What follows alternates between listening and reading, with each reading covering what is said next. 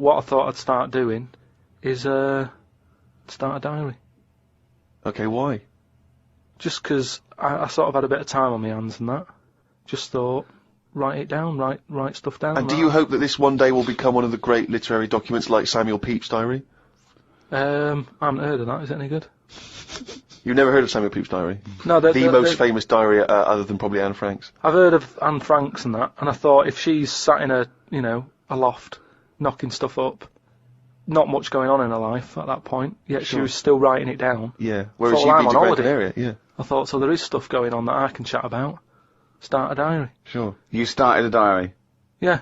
And what are you going to do? Did you keep it up every day? Yeah, just, Oh, can I read it, please? Well, a diary's meant to be sort of... Please, can I read some out on this podcast? Karl. Some of it, though, is only relevant to me. It's sort of... Oh, please, give me it. Oh my God. I mean, this isn't... I haven't just... Look how big it is! It's one of those desk diaries. It's huge. It's about a foot long, and it's oh, that is amazing. Imagine if Anne Frank had been like that. As she got out, right, everyone would have heard it clank down on the desk. Yeah, but my writing's quite big, isn't it? Oh, look, give us that. Do you know about joined up writing? Have you heard about There's that? no point. Amazing. Sometimes you can't read it, can you? So it's Right, best okay. to look at look, times. oh my God, it starts on the first day. This is wonderful. Going on holiday to Gran Canaria today. Woke up to the news that Tony Banks had died. There was a piece on the news about how everyone was shocked. Got me thinking about an invention that would be good. Right, a watch that counted down your life. If it says you've got 3 days left, go to the doctors. Told Suzanne about invention. She said she wouldn't buy one. But she said that about the iPod. How would this device work, this watch? I mean, how would you know when you were about to die?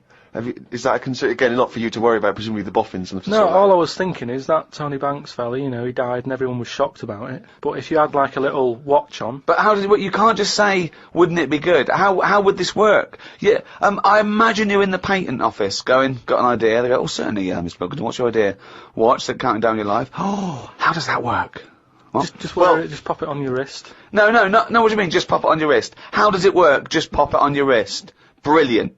You're an idiot. Well, it's interesting that he goes on. The flight to Gran Canaria was a bit bumpy.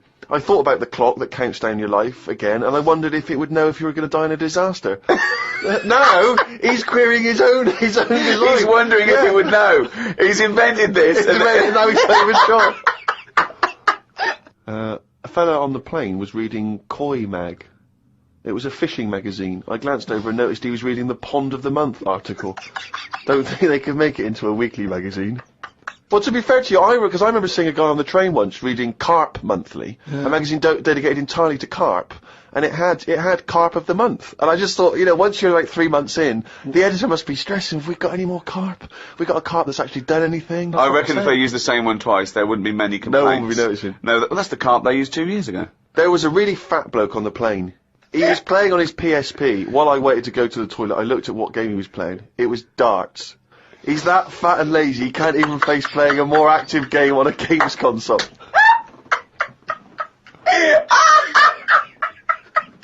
Me and Suzanne got off the coach along with a couple of old people. One of them was in a wheelchair. I don't think it was wise of them to come to a volcanic island with a wheelchair. Everywhere's pretty rough, paving and slopey. Guess I'll keep an eye on it as the weeks go on. Day 2 in Gran Canaria. Brilliant, we're only at day 2. The hotel's a bit odd. I've never seen as many cross-eyed people in one location. That's enough, isn't it? That's amazing! Well, you may as well let me read on a bit more. No, this is amazing. Well, come back to This it is a later brilliant diary. This might be the best diary ever written. Oh. While sat listening to the Kinks on my iPod, I wondered if everybody thinks in their accent. I know I do. What's this? What are you talking about? Just that, when I've been sat there lying on the lounger, right, and I was thinking about stuff. How do you know you think in your accent? Tell me a typical thought. Because what I mean is, say if I was like, if I saw something, right, do you know how I say, like, oh, that's a bit weird, isn't it? No, but that was I don't being have said. to. But when you think, I don't think the sentence is like I'm saying it. It's just a thought. The thought appears. It's conceptual and it's already there. It's not like I go, Rick, what? Just looking at that fellow over there, were you? Yeah, I was, yeah. I was thinking it looks a bit weird.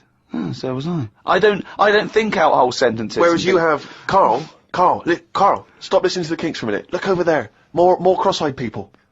No, well, that's Is that how your mind works? In a way, yeah. And Brilliant. that's when, because I That thought... explains a lot. It's great that he has to think of that whole sentences. Because I thought, that's weird, isn't it? Like, I didn't think, that's weird, isn't it? And I thought, I actually think in my accent. And then I thought, does Stephen Hawking, does he, when he's doing his maths and that, is he, I don't know where he's from, so I don't know what his accent would be like. I think he's from Kent or Cambridge or Oxford or something. Right, so you think he might think in his voice, in that voice box computerised thing. voice? Just wondered. Had lunch inside today due to shite weather. Sat next to an old fella. Old men's ears and noses carry on growing as they get older. Suzanne noticed his fingers were fat too. Maybe they continue to grow. Suzanne didn't laugh when I said her arse had the same problem.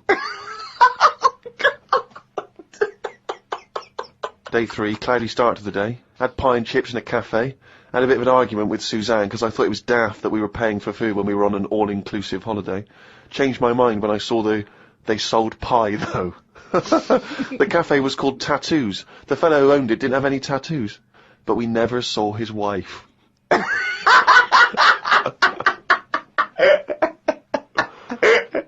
Oh, brilliant. Had a drink in a bar. Everyone sat and watched one of the local cats lick its bollocks.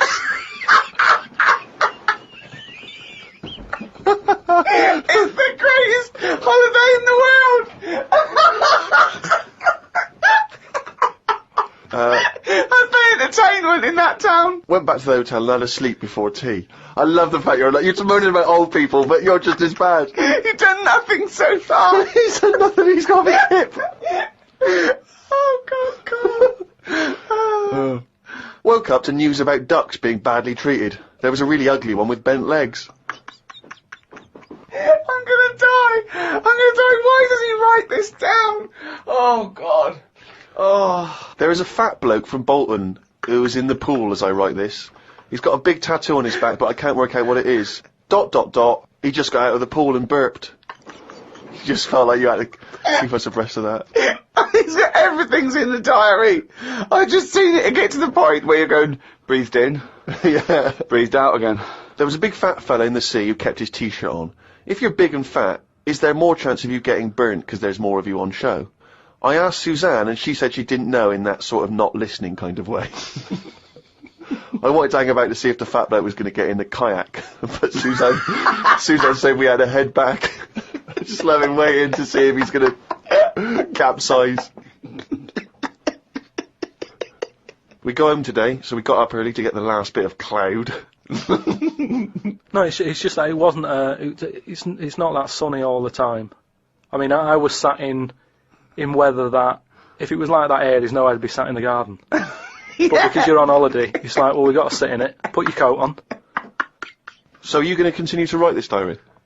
Every single day? It's amazing. Keep this diary up. It's amazing. No, I will keep it up, because what I find as well is, I think earlier on, before I went away, I think I did learn something, and because I wrote it down, I remembered it a bit better. So... What was that? I just was thinking then, I forgot it now, but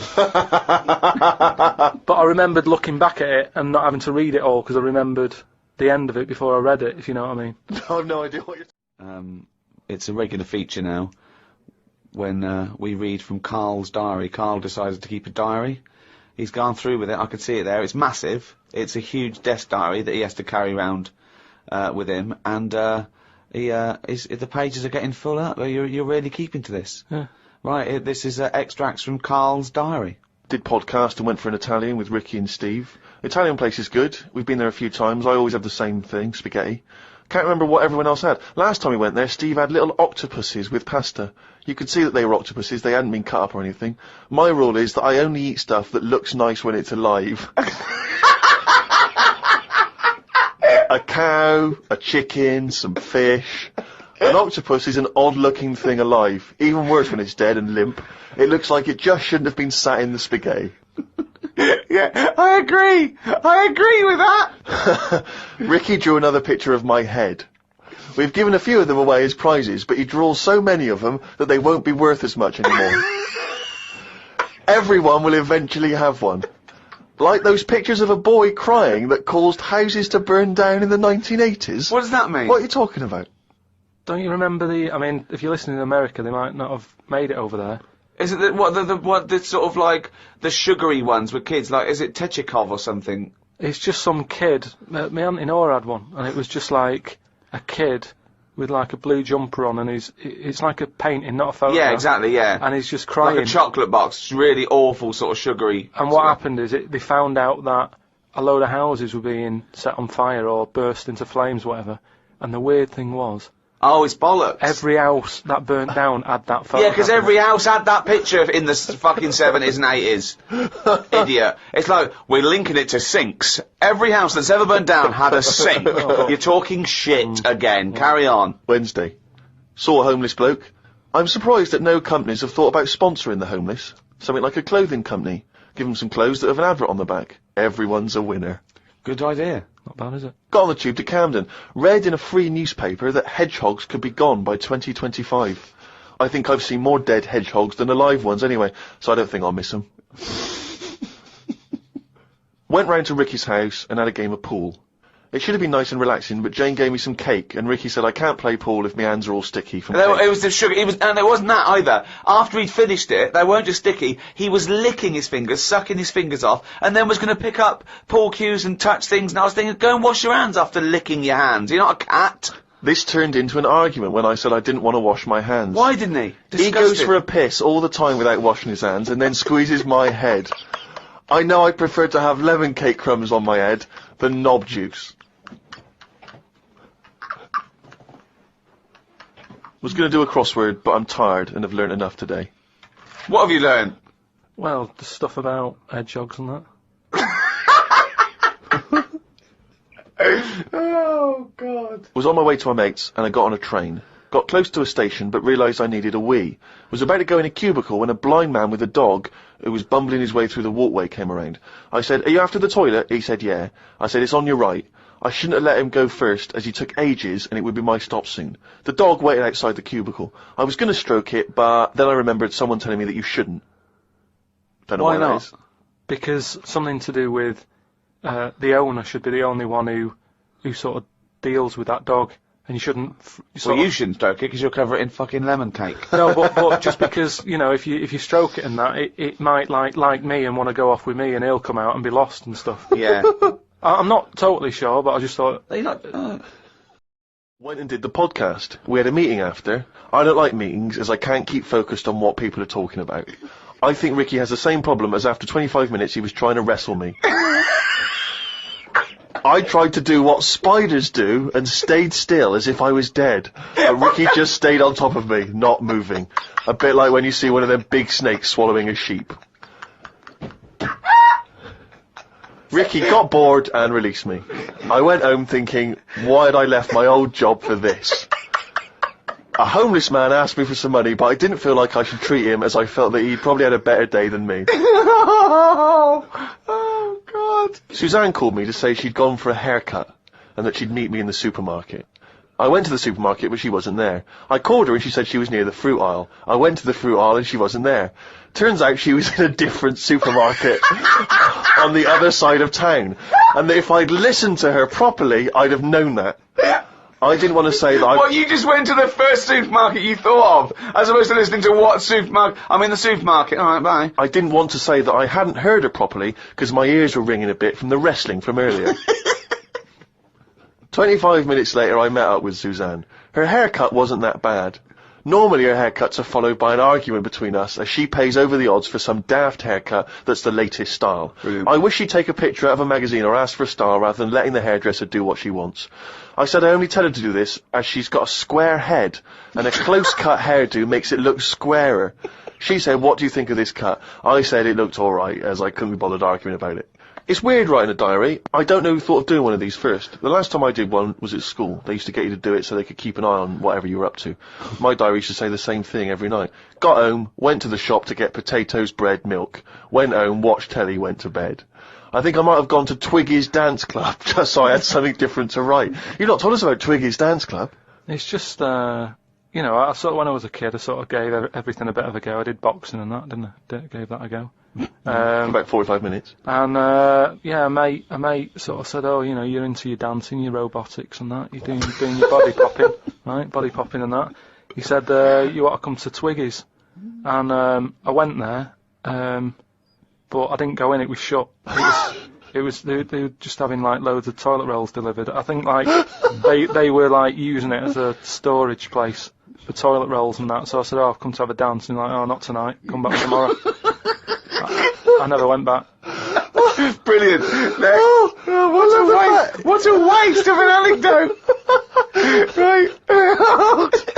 Brilliant. Just to recap, you're convinced then that the teachers are asking you to keep diaries so they can keep tabs on you. And then to continue the diary, as there were more problems happening on the estate, they started to add Saturday and Sundays to the school diary to keep an eye on what we were doing at the weekend. I struggled to fill it on a Sunday, as the shop I got potatoes and bread from was shut on a Sunday. I had to go over to Shepherd's Bush to meet someone. I got the tube. There was a badly burnt man on the tube. It's amazing how the body can continue through quite a lot of bad stuff. It got me thinking about how much stuff you could remove in your body, one by one, without dying. If it was a competition, the cockroach would win, as it can live for a week without a head. I just mean, like, say if, you know, they run out of ideas for TV programmes and that, right? They get someone who isn't well. They go, look, do you mind if we make a programme on you? And what they do, they sit them in the bed, and they go, right, what we're going to do now is take out the heart, but replace it with a pacemaker. Right, No. Sorry. People with pacemakers don't have their heart taken out and a pacemaker popped in. All right then. Some sort of machine. What I'm getting to is. Have you been playing Operation? What I mean is the big finale would just be a head chatting with loads of wires going into it, and it's like, look what we can do with science. That's what the programme's called. It's the same every week. The volunteer is just a head with loads of wires coming out of it. Look what we can do with science. And he's going, goodbye. I feel ill. Got some post delivered to me today. It was... Oh, this is great. This makes it in the diary. Got some post delivered to me today. It was addressed to Mr. Dilkington.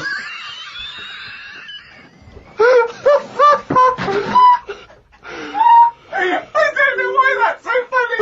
Oh, God. I got some post delivered to me today. It was addressed to Mr. Dilkington. I opened it, and the first sentence read, Dear Mr. K. Dilkington, you're one of our most valuable customers. I put it in the bin. Thought I would learn some new words, as Steve always says I don't use enough different words. I read in the Fortean Times that the word wew means an ugly female ghost with drooping breasts. What do you mean? Is that how am I pronouncing that right? Who's using that word? Who is using that word? It was just W-E-W-E. Let's call it a woo. An ugly female ghost with drooping breasts. I think I'm right when I say there are too many words in the world. I don't think I will ever get round to using the word woo. Watched a health programme. Wasn't watching it properly, but heard some doctors say that we only get so many heartbeats in a lifetime, so don't do too much exercise. I told Suzanne, and she said I probably hadn't heard it right. We got talking about death. Suzanne said she didn't like thinking about it. I said she might end up being a woo.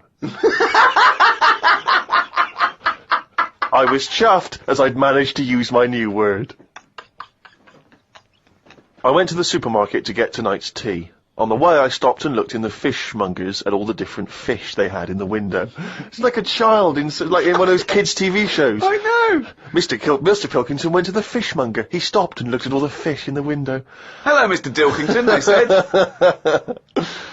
There was a newspaper clipping stuck on the glass about a two-headed fish that they've made in Taiwan. I don't see the point in doing this, as a fish having two heads ain't going to solve the world's hunger problems, as the head is the bit you throw away. Invent a fish with two bodies, and I'd say well done. Good point, isn't it? Suzanne watched one of her favourite TV programmes. I've told her the telly only goes on if there's something she wants to watch. If there's nothing on, she has to talk to me about stuff I've learnt. Like Descartes. Watched a programme on him the other day. He is the one who said something like, I know I'm about 'cause I dream. Doesn't work for everything 'cause ants don't sleep. I don't know if I'd like that or not. Sunday, got up, Sunny day, so I went for a walk in the park. There was a bloke walking down the street who was whistling some kind of annoying tune. He seemed quite happy with himself. Do people only whistle when they're happy? I don't whistle very much. It's a good point. Whistling is so inane to me. But yeah, it's sort of like going, I'm content, it really is that thing that if they go, you go, well, Mr. Mellors, I'm afraid, we've got some bad news. Not only has your wife died, but you've lost the house. Thanks, Doctor. Wouldn't happen, would it? No, you don't whistle when yeah. you're sad. The other place you hear it, of course, is changing rooms. And that's men going, I'm whistling, so I'm not looking at your cock. How could I be? I'm concentrating on whistling.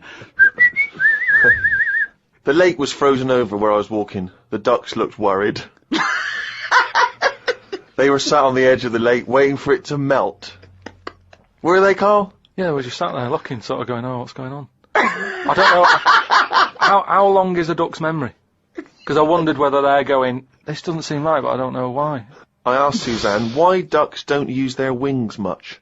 They seem to walk and swim more and don't bother using their wings. Suzanne said she had to call her mum and dad, so I never got an answer. The old excuse! Yeah. Suzanne, I can't talk now, Carl. Gotta phone my mum. There was a marathon-type run going on in the park. It reminded me of the time when we were moving flat. It was the day of the London Marathon. Me and Suzanne were walking down the middle of the road, taking some stuff to our new flat. I was carrying a lamp and a kitchen bin. People were clapping me, thinking I was doing some kind of fun run.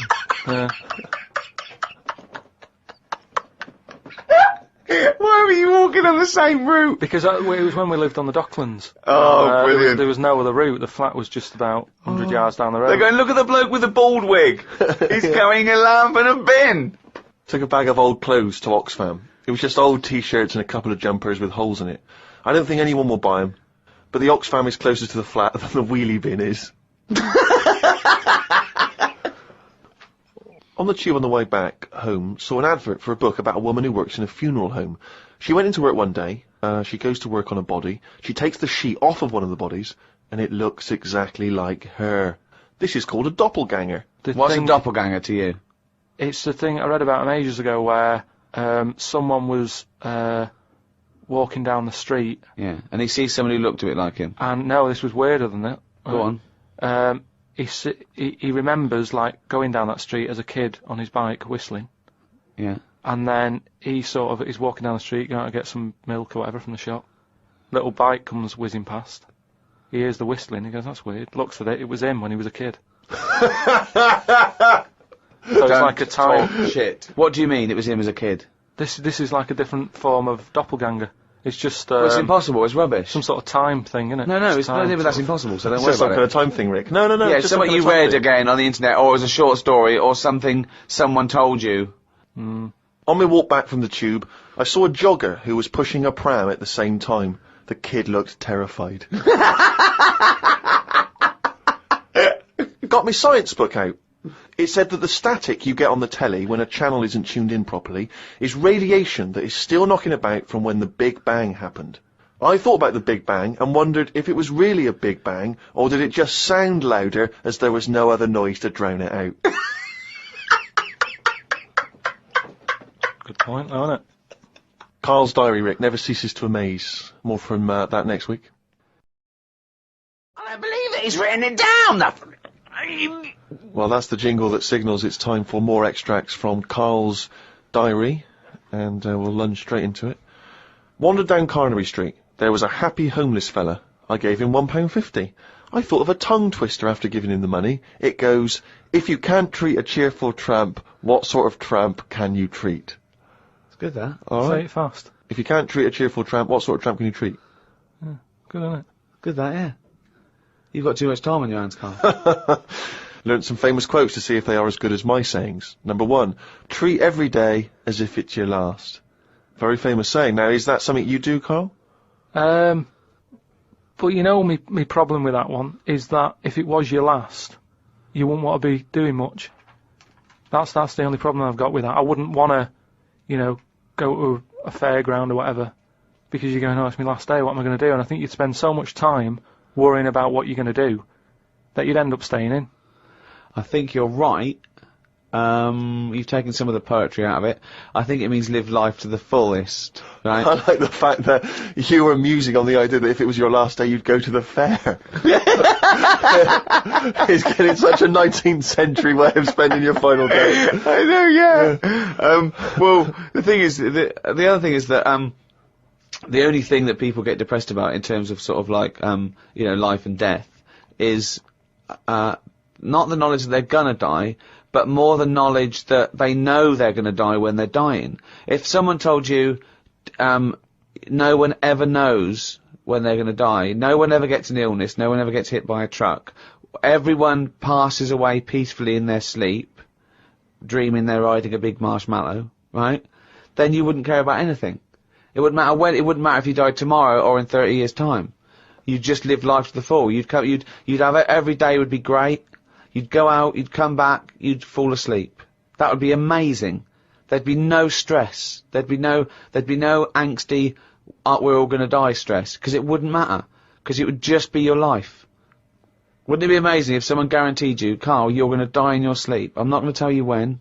Yeah, but some people do, don't they? Well, exactly. Yeah, but we never know we're going to, because we stress. What if we get a dreadful illness? What if we, But we're almost not letting people die naturally anymore, are we? Because we're always bodging stuff up. What do you mean? Well, someone who might naturally die in the sleep aren't allowed to naturally die in the sleep because they wake them up with those electric things and get them going again and pop in a new lung or whatever whilst they're at it. That's what I'm saying. They don't just... You never hear it anymore, do you? Frank peacefully died in his sleep. No, he died on the operating table whilst we were putting in a new lung. They don't die naturally anymore. Frank died peacefully with 40,000 volts going through them and a couple of people going, clear! Clear! Rushing about today. Got to get a lot done as I'm flying to Malaga tomorrow to see my mum and dad. Don't like flying. I'd be happy if they give you a parachute instead of a life jacket.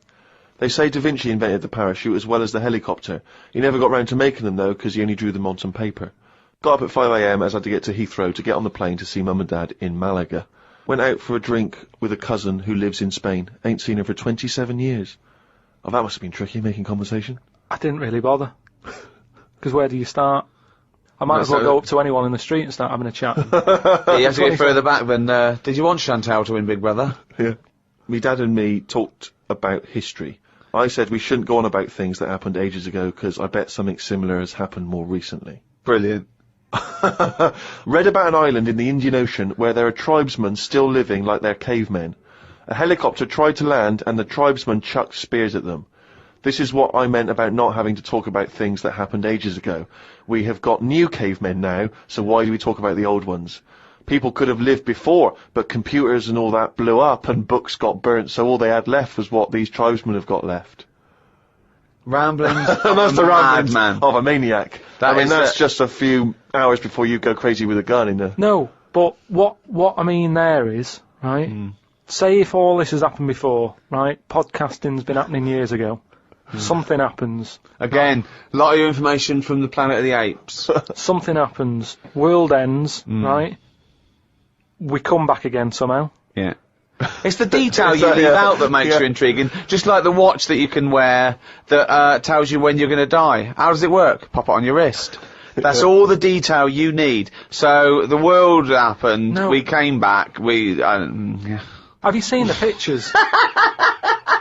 Forget it then if you don't get it. It's interesting that you had all those profound thoughts about this period in the past when they all lived, but you still found it appropriate to include at the end of that. It says the tribesmen wave their knobs about when they've had enough of having visitors. That's what it said in the paper. That's what happens.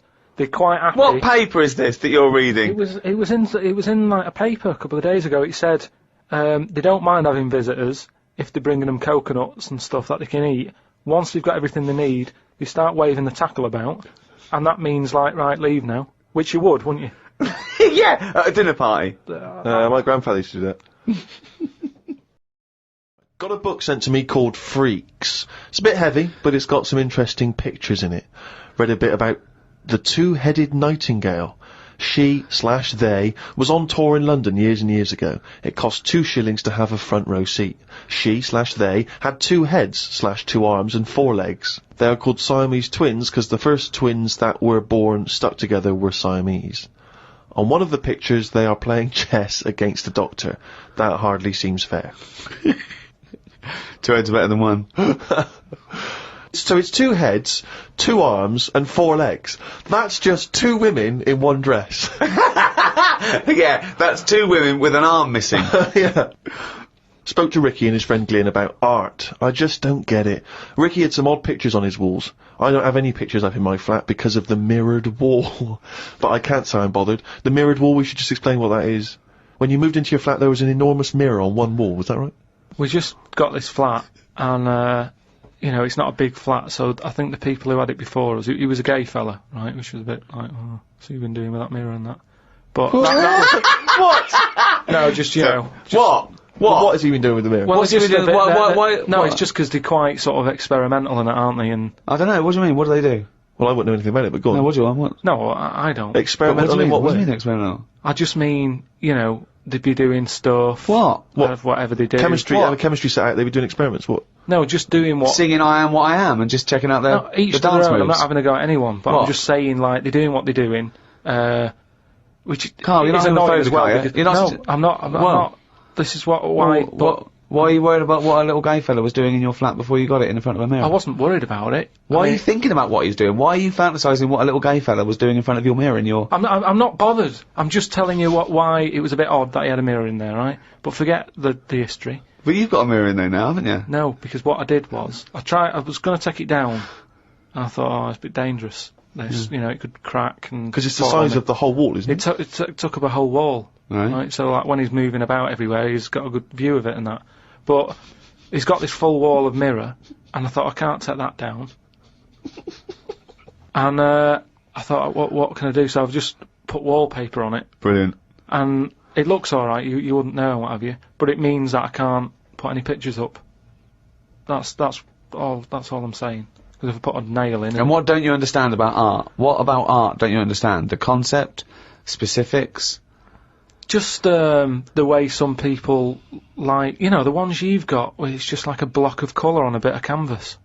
It's like, what's that? Abstract. It's just abstract. It's you know, it's vibrancy of colour. It's a, you know, an attack on the senses. Or it could be, there could be something in there that you might see. You might not see first time round, or it could be, you know. Yeah, but there's loads of stuff to look at without having to do that. But You've that's got the point of- windows. I can understand if you had a cell and there's no windows and you want a bit of colour, but you've got Oh, a yeah. window to look out of, and you've got like just a big block of. But I was Colour on explaining this to you, that the photograph where people before, you know, the art was photography. It was realistic, and you know, they had to make it look like the subject. But then when cameras came in, that's when people started Yeah, doing surreal stuff. And I understand that. Otherwise, there was no point to it. They had to find a new way to represent things that photography couldn't do as such. No, So- that's like when we were in London having a shop around at Christmas, and there was that picture of fruit for 700 quid. It's like, well, just get some fruit. You know what I mean? You can get some real fruit for 3 quid.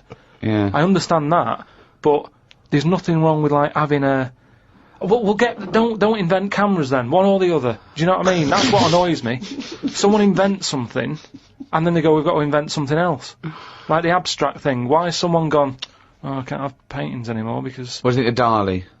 Going melting clocks and stuff. No? I mean, the first one was all right when he did the first clock, but then all the time he's just like, "Oh, I'll draw something and it's got a melting clock on it. I'll do a sheep, put one of them on it." Have you seen his lobster telephone? That annoys me. Why? Because it's not, I mean, what annoyed me more with that is when I heard about how it happened, he had some artist mate round, right? And, I don't know what happened, they were eating. That's a hell of an anecdote. No, but they were eating some food and what have you. Yeah. Lobsters? And, yeah, they were eating lobster. Oh, right. And, That's handy. I don't know, the other artist, whoever it was, sort of Telephone? started saying, "Oh, you and your clocks" and all that, right?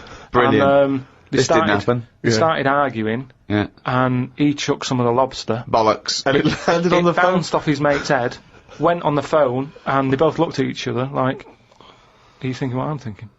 And they brought out that phone as a bit of art. Things like that annoy me.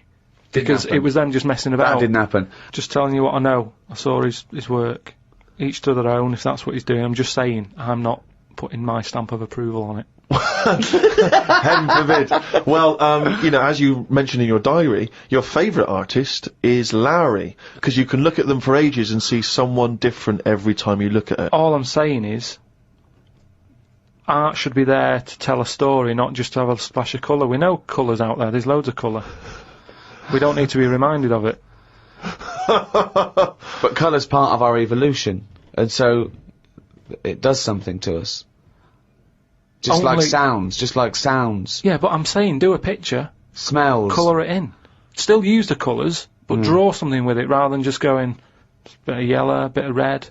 Like that when you've got just red and black. What's that meant to do? Well, it does something. What? Well, I like it, I enjoy it, so it does something. Yeah, you have it then. I'm just saying, I prefer it if it was something. And so let me just get straight, you had a mirror on one wall, so you padded that wall. It's just and you padded the others. It's just sort of wallpaper on it. Right. Amazing. And there's no other art in there. It's just an empty cell. Was Suzanne like some art? Just like Suzanne's not allowed to watch telly unless it's a favourite thing. Otherwise, she's got to talk to me about stuff. There's no art. There's no point. Just wallpaper. I'm just saying we've got three windows we can look out of. Right. Right. Stop looking at the walls. Look out the window.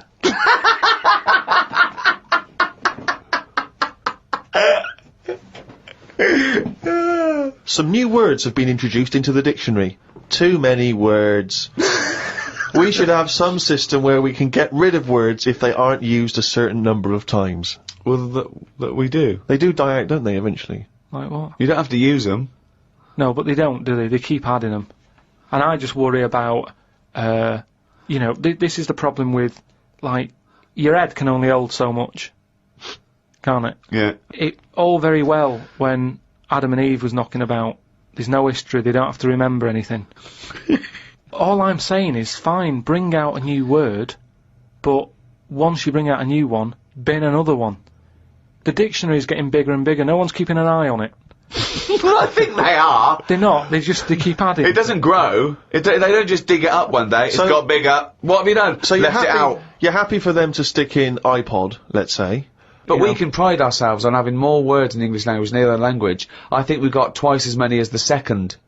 I think maybe Russian. I'm not sure about that. I'm sure someone email us, but we don't talk the most, so there's a lot of clutter there. what do you mean we don't talk the most? Well, you'd say Nothing that. as expressive as the English language. Yeah, no, because we've got a word for everything. I'm just saying that I don't use all these words that are coming out, and I just think, like I say, keep an eye on it. Some sort of, I don't know how it can be controlled. But Shakespeare invented words. I think Shakespeare invented about 1,200 words. Yeah, and we're probably still using a lot of his. So why do we keep sticking more in the pot? Right. Stop using loads of words. People are panicking in New York about the snow they're getting. It's 2 foot deep. They're saying it's to do with global warming. I don't get it. 2 days ago they were saying the world's getting warmer and the ice is melting on one of the poles where the polar bears are. As long as we get snow on the world, does it matter where it goes? Read on the internet that heads are bigger now than they were years ago. Brains are getting bigger, apparently. This is because we're being told too much information. We are told too much stuff about things that we wouldn't have known about years ago. You've just made that leap, haven't you?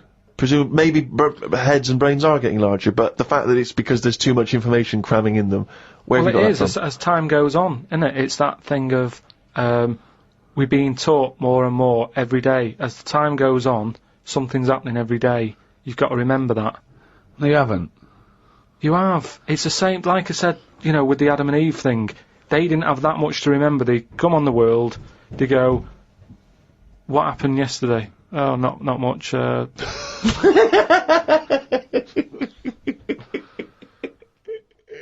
My mum phoned and said that my Auntie Nora, the classic Auntie Nora, wanted me to look on the internet to find out what the weather will be like in Spain at the end of November.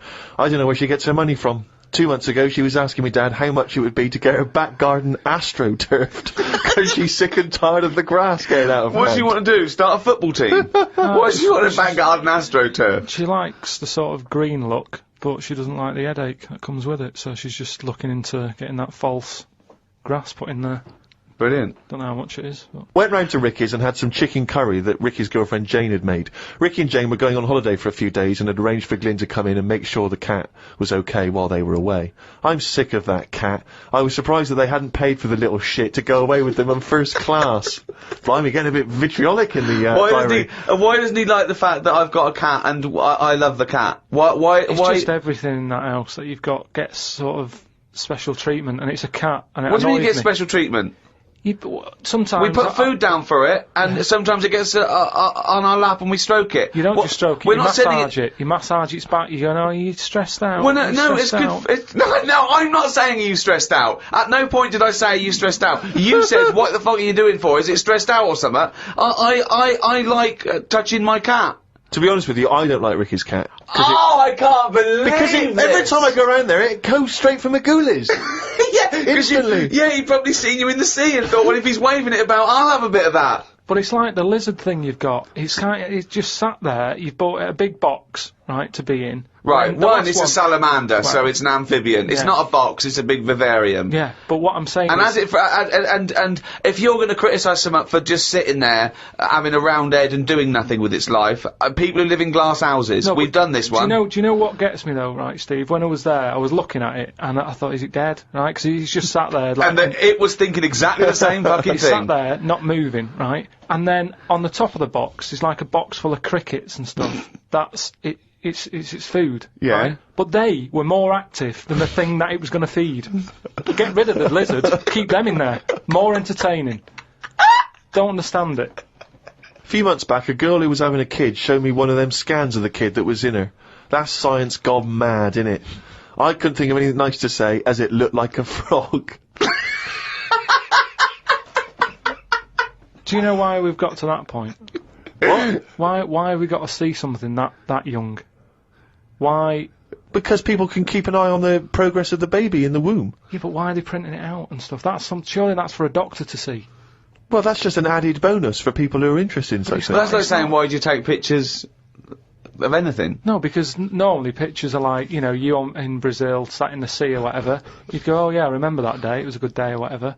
But It wasn't. it's just kind of like, why have you got to see something? You might as well. Well, go you to the just listen, why have you got to see something that small? So why would you take a picture of Steve in the sea? No, but what I mean is, why?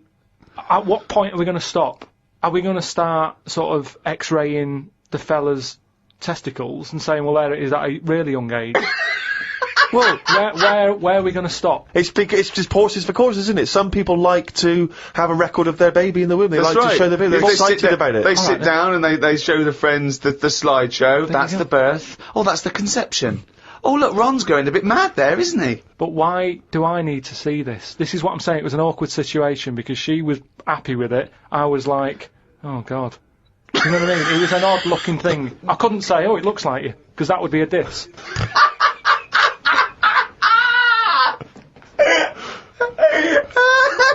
Oh, Christ! Met Suzanne at Euston Station. I said I would sort out the tea tonight, so I called the curry house. The fella couldn't understand me. I asked for 2 poppadoms. He kept saying, how many? I kept saying 2. He still couldn't understand. I said 1 more than 1. He understood. When we picked up the food and took it home, there were 5 poppadoms in the bag. Oh, God! Oh, God. There is a restaurant somewhere that sells knobs to eat. No, there's not. There is. No, there's not. No, there is. It says that women can't eat too many of them, and if you want a seal's knob for dinner, you have to book in advance. Right, it's gobbledygook. This is the ramblings of a madman again. It's a trend, he writes. It won't last long. It'll be like hummus. But hummus, when did that happen? What do you mean it's still going? It's a Greek traditional food. I know, but there's a restaurant down the road that's all they do. That isn't a proper meal. That's a side order, isn't it? That's like having a restaurant just flogging tomato ketchup. Hummus isn't a meal. They don't even try and kid you and get you in and flog you just hummus. They actually say it's hummus today. Not going to work. Be shut down within a month. Called Ricky and asked what the difference is between the mind and the brain. Yeah, he did. That's a hell of a phone call Yeah, to get. unbelievable. Unbelievable. Ricky did explain, but I can't remember what he said. I wondered at what age you are when the mind kicks in. Okay. Ricky changed the subject and said there is an island called Spider Island. There's nothing but spiders on it. A bloke went to visit the island and said there was 1,000 types of spider in one tree. Yeah. Excited by I that? didn't tell you that. No, I looked it up after talking to you. Oh, right. Is that true? Yeah, they just said there's loads of them. What do you think about that? What do you think of an island that's just full of spiders? It's a bit daft, isn't it? What do you think they should do then? I don't know, because you need spiders. I don't know what they do, but they say a world without spiders, like, wouldn't be good. Who says that? I don't know, someone. But they sort of do something. There's something about if you did get rid of them all, it would have an effect. Well, of course it would. Get rid of anything, it would have an effect. Not everything, though. Like I've said, you know, jellyfish and what have you. Well, no. The world wouldn't change. Well, it would. No, it wouldn't. Well, it would, because it's part of the ecosystem, so they're something's food, aren't they? No, but it's 97% water or something. Yeah. So how much are they doing? Just give them another 3%, make them water. And that's more useful. Give them another 3% and make them water. Oh God. The rain ain't stopped. The old woman with the bent neck. Now, we've not heard about the old woman with the bent neck Who's the before. old woman She's with a the whole bent new neck? What's character. this? Incredible. She's really old. And she's got a bent neck, yeah, but tell us something else. I don't know what's up with her, but her head sort of comes out of here. No, it's radio. They can't see what you're Sort doing. of comes out of her chest. So from behind it looks like she hasn't got an head. It's really weird, right? I mean, she's old, and I don't know what's happened. Just Suzanne said it's sad, and her bones have sort of bent up or something, or maybe she carried something heavy when she was younger. On her head. And, you know, I don't know, it's sad and everything. Yeah. But she's wandering up and down the street, always looks fed up, but you can see her, you have to sort of bend down a little bit. But her head's just, I thought I'd told you about She it finds a before. lot of change. I said, yeah. Well, as you write in the diary, the old woman with the bent neck is struggling in the weather. The rain must be running down her back. Don't know why she went out in this weather. Me back's doing me head in today. It does this every time the weather turns a bit grim, ever since I tried to kick me height. Oh, remember that? We've heard this before. Kicked me height and landed on me arse. Was going to treat Suzanne to a trip to the pictures to see Breakback Mountain, but then remembered there is a programme on about two-headed kid tonight. A band from the Conga have won the Best Newcomers in a Radio 3 competition. They use pots and pans for instruments. It says that the Conga is a poor, sad place, so why do people do that happy dance at the end of parties called the Conga? Right, one is the Congo. There's no place called the Conga. They come from a place called the Congo. Where do you come from? Okie dokie. It's a terrible place that we don't know whether to put our left leg in or our right leg in. Sometimes we shake it all about. We're not sure if we should. But Conga! Fucking hell, you're such a... Went into the gadget shop today. It's full of stuff that we don't need. Gadget used to be a good word that made you think of James Bond with all his gadgets. The best thing I could find in the shop was a clock that ran on potatoes. We are definitely going backwards. I agree. Well, who cares about that? You know, a little electrical impulse, so what? Had a night out with old schoolmate. Found out about more of the other lads I went to school with. One is living underground. What do you mean living underground? Not like a mole. Do you mean he's got a basement, or do you mean he digs a hole every night? My mate went to visit him and he said it had been raining really heavily and that, and it's all the rain's running in. What do you mean he went to visit him? He went down here? What's that? That's an hole in the ground. Yeah, come in. He just said, oh, come round see us, and he's living underground. What do you mean he's living underground? He wanted to be in the army but was turned away, and that's the closest thing you can sort of... How is that similar to Oh, that's being in exactly the army? like the army, yeah, where they teach you trades and, you know, engineering and flying. He's happy down there. He said it was really muddy and what have you. He said he won't be going back to visit him. What's he got down there? Just stuff, just like a sleeping bag, a lamp. He's dug himself a subterranean cave. Near my old infant school, they knocked it down because it was like a wreck. You'd be in the class and you could lean on the wall. Yeah, and your hand would go through it and stuff. And they knocked it all down, and I think that's when he was at his most happy, this bloke. I believe this, though. I believe someone he went to school with now lives in a hole. That doesn't shock me. Whether the tales I've heard of horses in houses and big-headed kids with webbed hands and feet, and him, I believe that someone he went to school with now lives in a hole. That isn't bizarre to me. You spent far too long with him if now you're just happy to accept. I totally accept that. I'd be surprised if I walked round where he lived that there weren't more people living in holes. His dad wanted to throw his budgie on the fire. True. His budgie died, his dad said, let's throw it on the fire. I mean, his mum, what did your mum do when your budgie died? She just was worried about the other bird that was left, so she made it a bit of company by getting a rock, getting a feather off the dead budgie, sticking it on a rock, putting it in the cage. So, a man living in a hole is not that bizarre.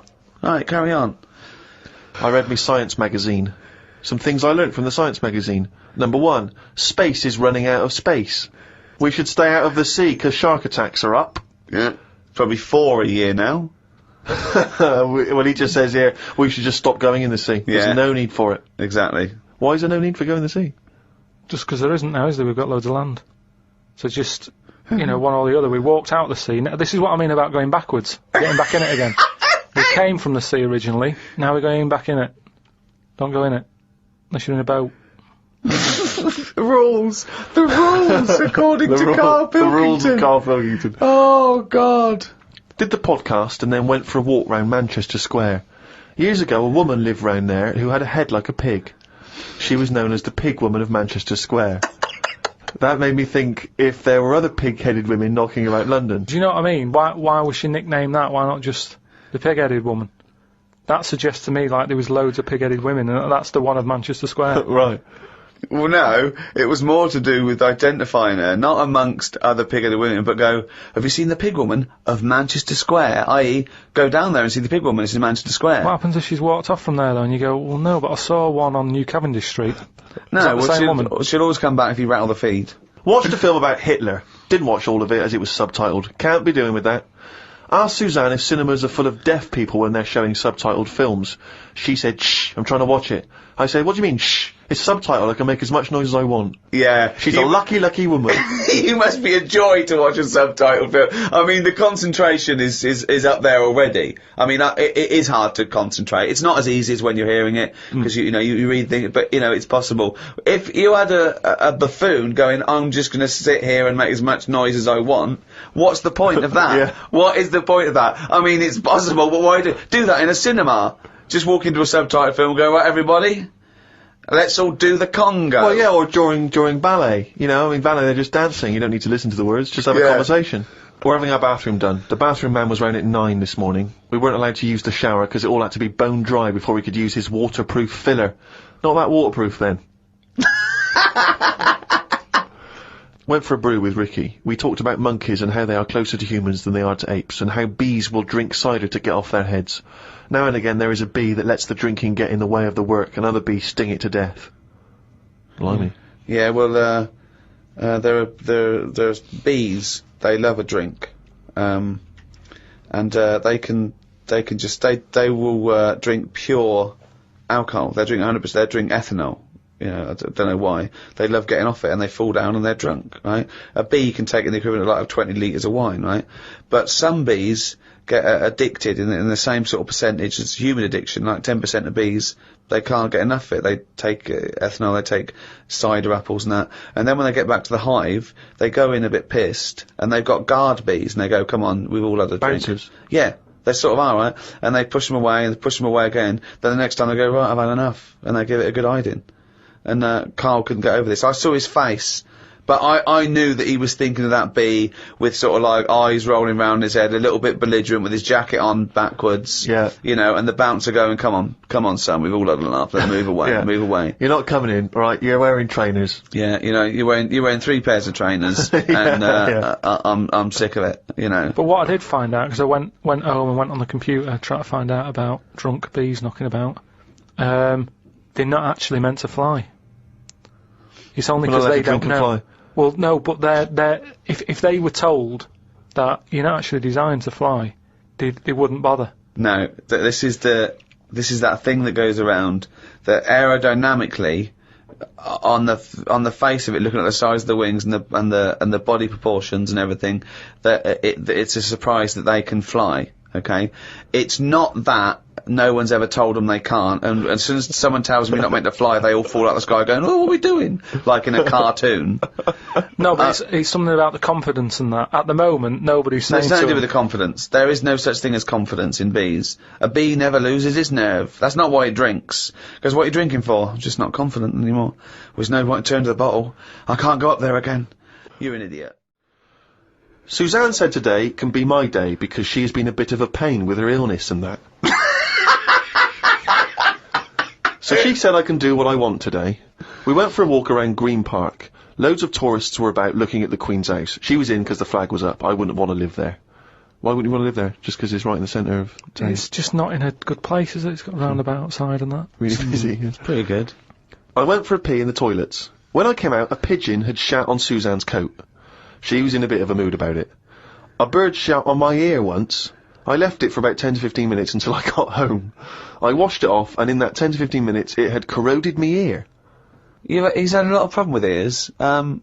He told me the other day, he got up, washed, had a bath, had some breakfast, went to the shops to get a newspaper and had a chat with a woman in the corner shop, got home, pottering around, looked in the mirror, he had a cotton bud sticking out of his ear. He went, what annoyed me was she didn't say anything. Like it's her responsibility. Yeah. No, but she knows me well enough to sort of, you know, go, you know, you got a cotton bud in your ear. No, she knows you well enough to go, Carl's got a cotton bud in his ear, I've seen worse. When you've got a cotton bud in your ear, what interrupted I think Suzanne called or my dad called or something, and then because I was running a little bit late because I'd been talking to them, the earbud was in, I just popped my coat on and went to the shop. Carl, you got a toothbrush in your mouth. Oh. Walked through Covent Garden. There were 5 of them mimes knocking about. I don't understand why people take pictures of mimes. Everyone looks like a mime in a picture. That's so true. That's really true. If the point is they're staying still, if that's their skill, a picture won't tell that story. That's absolutely true. My dad took the cat to be put down today because it kept bumping into things since losing its sight. My mum said she's not going to get another one. She said the parrot is looking worried as it's seen the budgie and the cat go in the space of 3 months. Your mum said the parrot's looking worried. What happened to the cat then? It gets into a lot of fights. It lost one eye, and then it got into another fight and lost another. Oh, and it was just walking around bumping into stuff. The vet sort of said, oh, we can do stuff to keep it alive and all that, but it's a bit out of order, isn't it? Because it costs a fortune, they shouldn't tell you. But Mum and Dad can't afford to have eyes put on it and stuff. No, you can't have eyes put on a cat anyway. No, but they said, oh, we can do something here. We can have its eyes sorted out. But I don't think you should be allowed cats. Why? Not the Pilkington family. Why not? Well, they have keep good dying. lives. Yeah, I know, but they have good lives whilst they're still knocking about. It's just that we get through them. It's a good job you're not going to have kids. Oh, God almighty. I can't believe it. The cat that kept throwing up. So his mum shaved it. Unbelievable. Dry wipe cat. A mate sent me a story on email about a bloke in China who has this weird illness that means he can't have his picture taken. That's not the weird bit. If he tries, his body doesn't appear in the photo. Don't talk shit. He has had group pictures taken and everyone appeared apart from him. Don't talk shit. The That's story bollocks. had a picture next to it of a family photo and it said he was stood at the back, but you couldn't see him. Right, he wasn't in the picture. He was in the picture. No, he wasn't in the picture. He's done loads of tests and stuff. No, on him. I haven't done loads of tests. This is bollocks. There's no way this is scientifically possible. What's his want? Yeah, now he's wanted. Just a white bit of paper up on the police wall. Have you seen this man? What man? If you see him, tell us. You're talking shit. Suzanne watched the film You've Got Mail tonight for about the 14th time.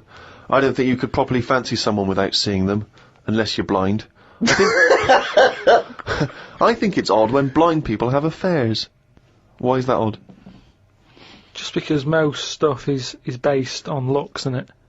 So you think once they've found someone, they're happy with them. Stick with them. But no, it's not true. But I mean, most things are based on looks. What I mean is when you first like meet someone and that. Well, then initially it's only looks, because you don't know them. So that's what I'm saying. But that's a ridiculous thing to say, isn't it? Well, no, it's just what I think. I'm not saying that's like fact or anything. I'm just thinking, if you're blind, why mess about? You're still basing on it if it's only looks that people find... What? Yeah, I'm just saying, so why is a blind person messing about having an affair? Because I'm saying that presumably that blind person isn't basing anything on looks. Alright, I mean, maybe that's not... I mean more like... Do you want me to cross it out? Shall I cross it out? It's just the same way, I think I put how, you know, people... I read something in a Sunday paper once with some bloke who was going out with some woman. He ended up going out with a sister who was a twin. If you're going to have a change, have a change.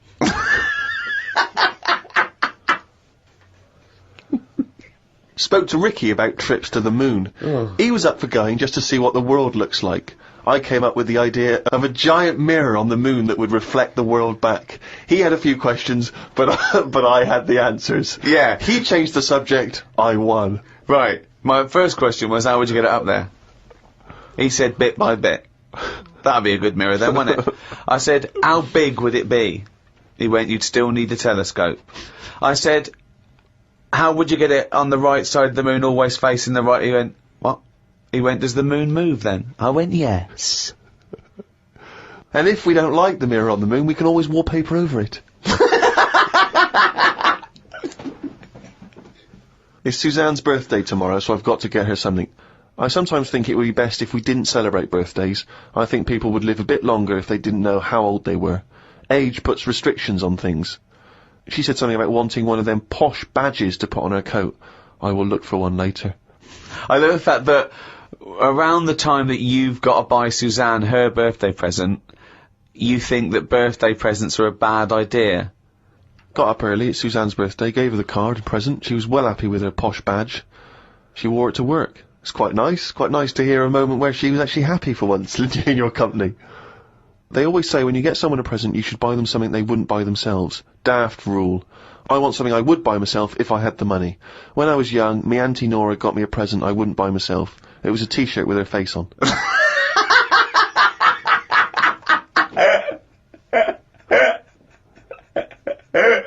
Looked at what's been going on in the world. Someone has found some people who live in an old town somewhere where they are so old-fashioned they still walk on all fours.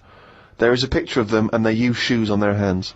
That's not old-fashioned. Why is that old-fashioned? That's some kind of regressive evolution. Yeah, really old-fashioned. Yeah. Well, it's not true, is it? It is true. It's somewhere in, Well, I believe they have found a group of people that are living and walking around on all fours, but Yeah, I but don't believe they're wearing shoes on their hands. And I don't believe they haven't evolved to standing up. No, they just haven't seen other people walking on 2 feet. Don't talk shit all your life. That's all it's about, though, isn't it? You copy. When you're a baby, if you were stuck in a room, you'd wander about on all fours, because that's the way, that's an easy way of getting about.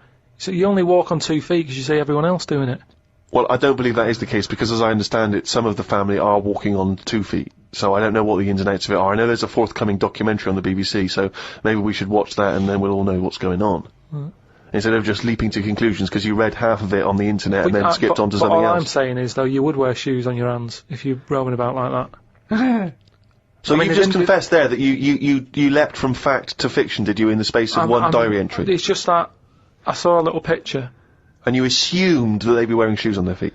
If they've got shoes on their feet, they might as well have them on their hands, because their hands are doing the same as the feet. If you're not going to wear them on your hands, don't put them on your feet then. I'm beginning to think some monkey news was bollocks.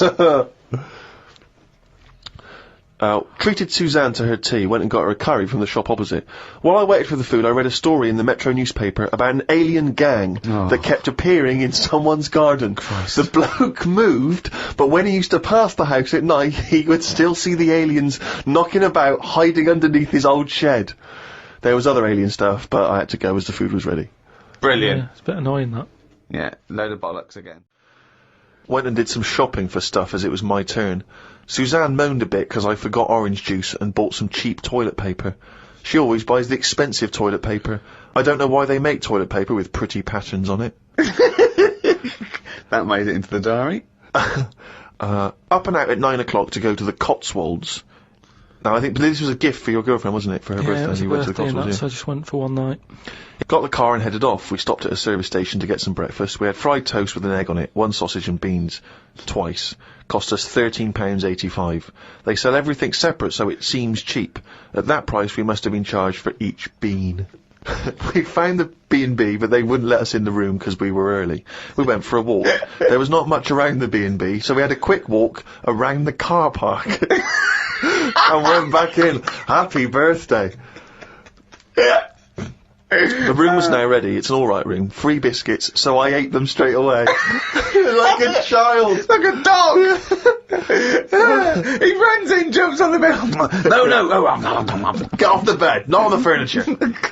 The room overlooked the car park that we'd already been round. You're staring at that window. Remember when we went there? We'll always have the car park. Yeah. Oh, God. The room had posh coat hangers in the wardrobe with sponge on them. So I ate the sponge. Don't think they are needed. We went and booked a table for Sunday dinner and went on another walk. There was a field that was there just for birds to live on. We couldn't see any, so we went to the pub. Headed back to where we were staying for our dinner, I had beef. It was nice enough, but there was a family of 13 behind us. I don't see the point in going out in large numbers. They annoyed me. One of the family asked for sorbet before his next course. He was only about 11. He thought he was it. I said to Suzanne, I've had enough and needed a kip. Watched Planet Earth on BBC One. They filmed a panda for 4 weeks and all it did was sit in its cave. It did nout. If I was Fiat, I wouldn't name one of my cars after them as it suggests it won't work or go very far. It'd be like bringing out a Ford Sloth. No one would buy it.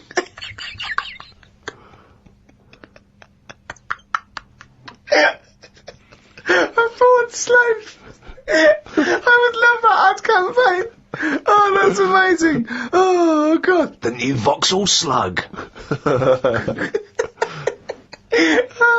We had a look around the local village. There wasn't much to it. We did the usual thing and had a look around the church graveyard to see how old the dead people are. Suzanne's had a of a time so far. She's gone to the Cotswolds, the room wasn't ready, she's seen the car park, an empty field, and now let's go and play how old the dead people are. I like the fact that you mentioned we did the usual thing of having a look round the church graveyard. Do you make her do that every time you go away? I like the fact, I want to know what she did for 2 hours when you slept. Did she just like... She went to a club, had a whale of a time. No, she just looked out at the car park, just like, memories. But that's what you do, though, isn't it? When you go to these places, there's nothing else unless you want fudge, or you know, you walk round a church graveyard and have a look. There's nothing. We went home. It took 3 hours to drive back. People say they go to the country to see the wildlife. I saw rabbits, pheasants, and a fox on the way home. They were all dead in the road.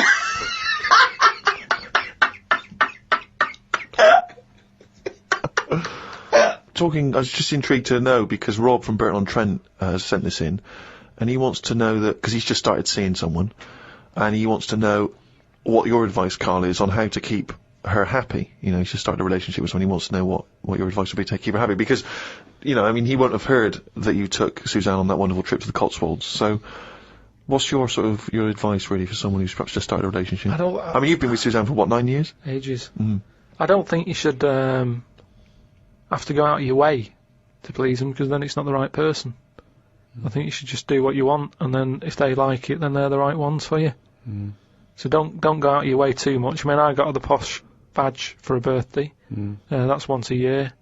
Rest of the time, it's kind of like, you know, I like weird stuff. I like watching weird stuff and all that. Now and again, I won't make her watch it. I'll tape it. This is amazing advice. But sometimes... This is amazing advice. Sometimes you just say, no, come on, the bloke with the 2 heads on, I want to watch it live. So, give and take is what you're saying there. That's all. It shouldn't be hard. As soon as it's hard, it's not right. So just go about your business. See if she joins in. Brilliant. Another quote for the book. Woke up to the Commonwealth Games on the radio. Now, what are you making of the Commonwealth Games? Is that something that interests you? Are you a sports fan? I'm not really. I mean, Suzanne's sort of been getting up early, especially to watch it. You know how I feel about a lot of it. It just seems to be sort of wasted. If people are running fast, use it. Do you know what I mean? Rather than just trying to beat your own record or someone else's, do something where you do have to run. If you're a good swimmer, be a lifeguard. Don't be messing about going up and down. Went home and looked up Freud on the internet. Didn't find him that interesting, so looked at some other philosophers instead. Socrates, Aristotle. Why have you just listed some philosophers? Just to show that I'm learning. Well, that's not learning. That's just learning their names. That's a list. You might as well write 1 to 100.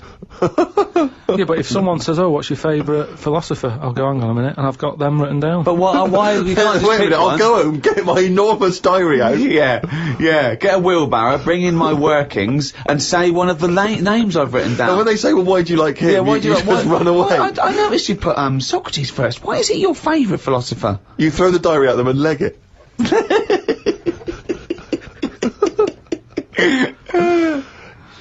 Oh, and then you go on to say, it's weird how names have changed, but then there's no other point there.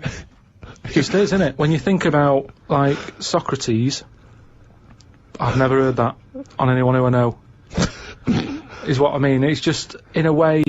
But you're not Greek, are you? But how did that go about back then? I mean, say if you were phoning someone up and they said, I'm booking a table for 2, they go, name? Socrates. Did he ever go, cheers? Without going, can you spell that for me? But I don't know what point you're making. I'm just saying it's a name that's awkward. You're always going to have to go, can you spell that for me? You go, and it's not just him. Look at all them other names that are on that list. But they're from a different country. And a different era. Yeah, I know, but the names, I've been to Rome and stuff, and you sort of go... What, ancient Rome? Just Rome. It hasn't changed, has it? Rome, so it can be ancient Rome or Rome in 2006. It's the same buildings. I used to love Nero going around in his Fiat Punto. Lao Tzu from years ago came up with some good stuff. 1, he who knows does not speak. He who speaks does not know. Not entirely true. To lead people, walk behind them. Yeah. And of course, the journey of 1,000 miles begins with 1 step. Yeah, good that. Just favourites. Maybe this is why people are at the start line spectating at the Commonwealth Games. Well, no, it's just that I've never understood why in Olympics and stuff like that, if you're going to watch, don't stand around the start line, go to the end, where you see the winner. But because of that saying, it actually makes sense, doesn't it? It's like, well, every step starts with a step, or whatever. Say again? Every race, you know, you've got to start with a step. Yeah. So, Which is, who am I talking to now, you or your brain? Well, I was thinking about it a bit, so I think I was in control of it a bit more. So, and what have you come up with? Just if you want to stay at the start line, do. What does that mean? I'm just saying, if you're into, I wouldn't watch a race, right? Okay. But Is this you or your brain I'm talking to now? this is me. Okay. I wouldn't watch. Are you gonna bring the brain into it, or is it? There's no. I don't know. Let's just see what happens. Okay. But all I'm saying is, Right. if I was to watch a race, Yeah. I wouldn't hang about the start line because. Well, you just said you would. What did I? Yeah, you said that's the place to start because every race starts with a step. No, but I wouldn't normally. Right. I Okay. won't watch any The race. brain definitely hasn't been used No, yet. is this you or your brain you're talking about now? I'm just saying about me. If I was on holiday Yeah. and Suzanne said there's a race going on down the road, Yeah. I'd go, well, let's go, keep going down the road and stand at the finish line. Okay, but now what have according you to got? Lazoo, Yeah. I'd say, well, hang on a minute, every race starts with a single step. Yeah. How many people are around the start line? Is there more room there? She goes, yeah. I'll go, let's go there then, it's less busy. Right. And what would you see there then? I'd see people starting the race, but I wouldn't be that impressed with them because I'd go, well, I don't know if any of these are any good. So would you start at the start or the end then? If it was down to me, I'd just probably stay at the finish line. Okay. So you wouldn't want to see the first step then. So what Not do you think of Lazoo now then? It's not what, but I wrote down 3 of his. That one isn't my favourite. That was the 3rd. I preferred the leading people from behind. Okay. And what would you do to lead someone now then? Well, if you're behind, you don't have to take responsibility, do you? You can go, well, I didn't send you here. You went there. That's not really leading them, though, is it? Yeah, because I've made them think. I've gone. They go, oh, I've just walked into a big hole. I'd go, oh, Should have been looking where you're going. I haven't led them in that hole, but they've learnt a lesson. They won't go in a hole again. We went to the park and had a brew. Suzanne read the paper while I played with a ladybird. I mean, it's like a child, isn't it? It's like what a child would do. Suzanne read the paper while I played with the ladybird. His only friend is a beetle. It climbed up my arm. It struggled on me hairs. This is in detail then? Yeah. It kept stopping every now and then, and was rubbing its head with its right arm. It did it about 4 times, and always used its right arm. It rested for about 5 minutes, then flew off. Sunday. Had a bit of a to-do with Suzanne, 'cause she wanted a line today. I ate this. Once you're awake, you should get up. I got up and put the radio on really loud. She eventually got up. I told her insects don't have lines, so we shouldn't. Why are you obsessed with insects? You must be fucking unbearable to live with. You must be a nightmare. No, I've just started, because I've watched insects a lot. I don't want to keep going on about them, because we're a bit insect heavy. But at the end of the day, if we copied insects, we wouldn't go far wrong. I don't know what you mean, though. 1 minute you're saying they're great, then the next minute you'll slag them off.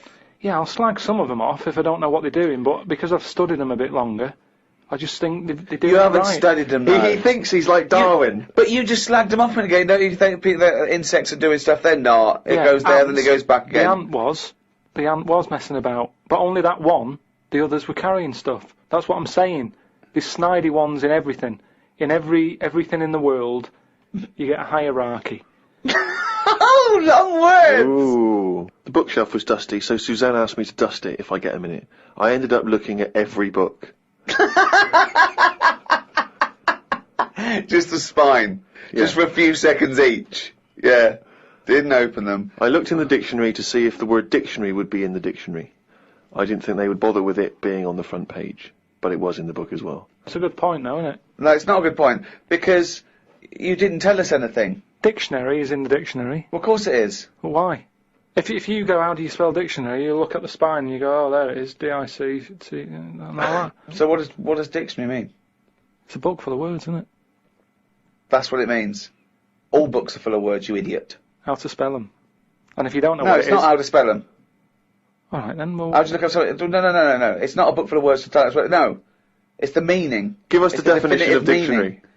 It's a book full of words if you want to know what the meanings are. But if you didn't know Well, that... I'm sorry, what was that sentence? Yeah, but what I'm saying is, if you didn't know that, then you wouldn't be looking in it, because you wouldn't know the book is about that. So, if you don't know the word dictionary and what it means, you wouldn't be looking at the dictionary, you'd be looking at an A to Z. Because you Why leave it out, though? Just because there's so many words in the world, I would have thought they wanted to cram as much as they can on a page, and if dictionary is already on the front... Is that why you suddenly used the word hierarchy for the first time ever? Did you find that in there? Did you see hierarchy in the dictionary? I feel that big was. word has pushed out about 26 other more useful ones. Yeah. Oh, well, Suzanne's been going on about me learning another language. But I sort of think your brain has only got so much room on it. And the rest of it's filled with lard. So, if I've got to learn everything I know, again, but in a different language, it's taking up space, isn't it? You don't learn everything. Oh, God. It's all What do you mean? storage, isn't it? But you don't have to learn it again. You don't have to learn the concepts again. You're merely Do you know how learning many vocabulary. moves there are in the human brain? You don't worry, you won't use them all up.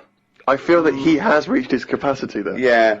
Well, you need another sort of... You need an update. You need some more memory. Woke up to some interesting news. It's good when this happens because it sets me up for the day ahead. If it's miserable news, it affects my day. It said on the news that they have found 2 new flies. Fucking hell, more insects! What have you done? Is that all you've done this summer? Bong! Trouble in the Middle East. Bong! 2 new flies found. Ladybird climbs up arm. They were found in the UK and they were found close to each other. Maybe this happened because they were different than the other flies and weren't expected to hang about together, so that's why they knocked about with each other. That would happen, wouldn't it? What do you mean? There's 2 new flies. What do you mean? Does it mean there are 2 new flies that are a different species? Yeah, 2 new species, and they found them close to each other, right? Yeah, and but they didn't mean there was one of each. No. Yeah, they did. They found 2 different ones.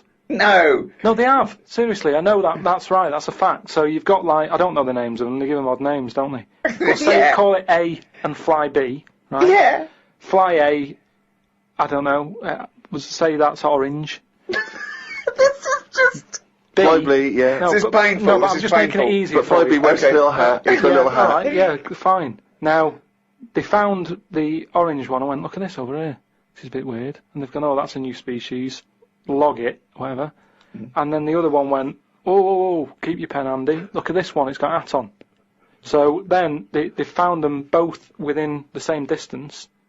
I don't know what that sentence means. Keep going. They No, found let him them try and both. finish. They found them both within the same distance. But without interrupting him, let him finish this point. Let me just make one thing clear. Karl Pilkington just said they found them both within the same distance.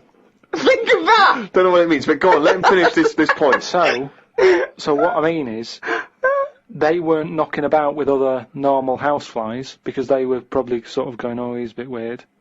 Leave it. Yet because the other one was also odd, they're hanging about with each other. Don't you understand that? Why is that such an odd concept? Because you think of it as like two little new kids in school. Yeah. They find out they're both new and they've got something in common. They're both goths, so they start hanging out together. Yeah. And this was on the news, was it? Yeah, just on the radio, yeah. I know if I looked into that story, it would be 90% wrong. Bit tired today, because didn't get to sleep as early as I wanted due to a moth getting in the bedroom. Fuck me! I got it in a glass and looked at it for a bit and then let it go because Suzanne wanted to go to sleep. Looked up some interesting news. Some people dug up an old body in Ireland. Turns out it's well old and was here when dinosaurs were here. The really weird bit is it had hair gel in its hair. Right, what is it? Fella. Well, no, it wasn't around when dinosaurs were here then. Just a bit after. Right, fine. A lot after, yeah, go on. I think any hominid, anything that could even be linked to anything that may become man, is only about 1 million years old, and I think Homo sapien is probably only about 150,000 years old. Dinosaurs are about 150 million to 250 million. Yeah, no, it's not the age bit, that's amazing. It's the fact of, there's a fella, won't have even had shoes on his feet, Right. and yet he was worried about his hairstyle. Right, well that's definitely not true either. This is unbelievable. Well, there was a man on the radio doing poetry, says Karl in his diary. I thought I'd have a go at doing a poem about today. Not really. Steve, I'm a little bit queasy. He hasn't really written a poem. He's written a small poem. No, he hasn't really. Yes. If moths had eyes... Fuck me! Let me read the poem, okay? Oh, fuck. You wouldn't interrupt T.S. Eliot. Okay. Okay. If moths had eyes, would they be happier? How do they know they're not dead? Cavemen hunting for food, but not before they style the hair on their head. What would last longer in dinosaur times? A blind man didn't stand a chance. Not with all them rocks about. I'd rather be a blind moth. Right, it may be the greatest poem Now, ever written. just dissecting it briefly, you attempt to rhyme in the first 4 lines, but abandon the rhyming system in the last 3. Is there a creative decision for that? Can we have Karl read that? By all Sorry, means, yeah. just you read it as you would like to. So this is, imagine this, right? Okay, this is going out all over the world. This podcast. And now, Karl Pilkington, a new poet from Manchester, now living in London, England, would like to read a poem. If moths had eyes, would they be happier? How do they know they're not dead? Cavemen hunting for food, but not before they style the hair on their head. What would last longer in dinosaur times? A blind man didn't stand a chance. Not with all them rocks about. I'd rather be a blind moth. We had bacon and egg on toast. I'm eager to get through the brown sauce, as the bottle is too big to go in any cupboard, so it has to be left on the sideboard. So I had about 4 dollops of the stuff. I love because, you know, that made it into the diary. He's concerned about the fact that brown sauce is too big, so he's rushing through it. I know, but I'm just saying the kitchen isn't that big, and it looks messy when you leave stuff out, doesn't it? And we've got this giant brown sauce bottle, and I don't want to chuck it away because that'd be a waste. So you're having brown sauce and everything, your cornflakes, yeah. in your tea. Yeah. A wasp got in the flat. You know trouble's brewing. It was massive, the biggest wasp ever. Suzanne asked me to get it out, but I wanted to take a picture of it first. I was getting my phone ready when it flew at me. I reckon the sting on it could have killed a kitten.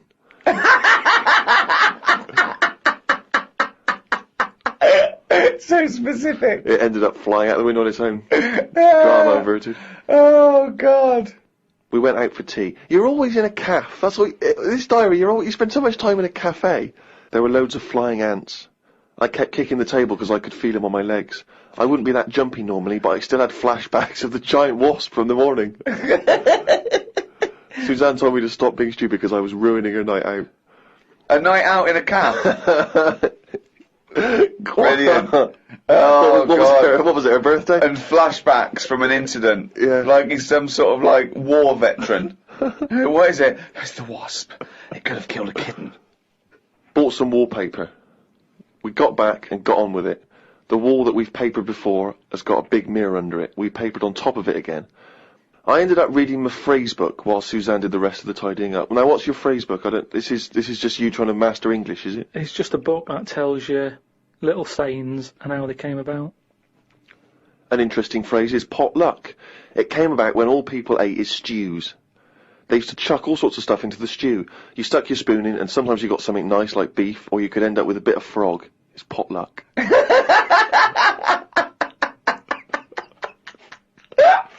Good, isn't it? That's what it said in the book, did it? A bit of frog. Got up and checked the wallpaper out.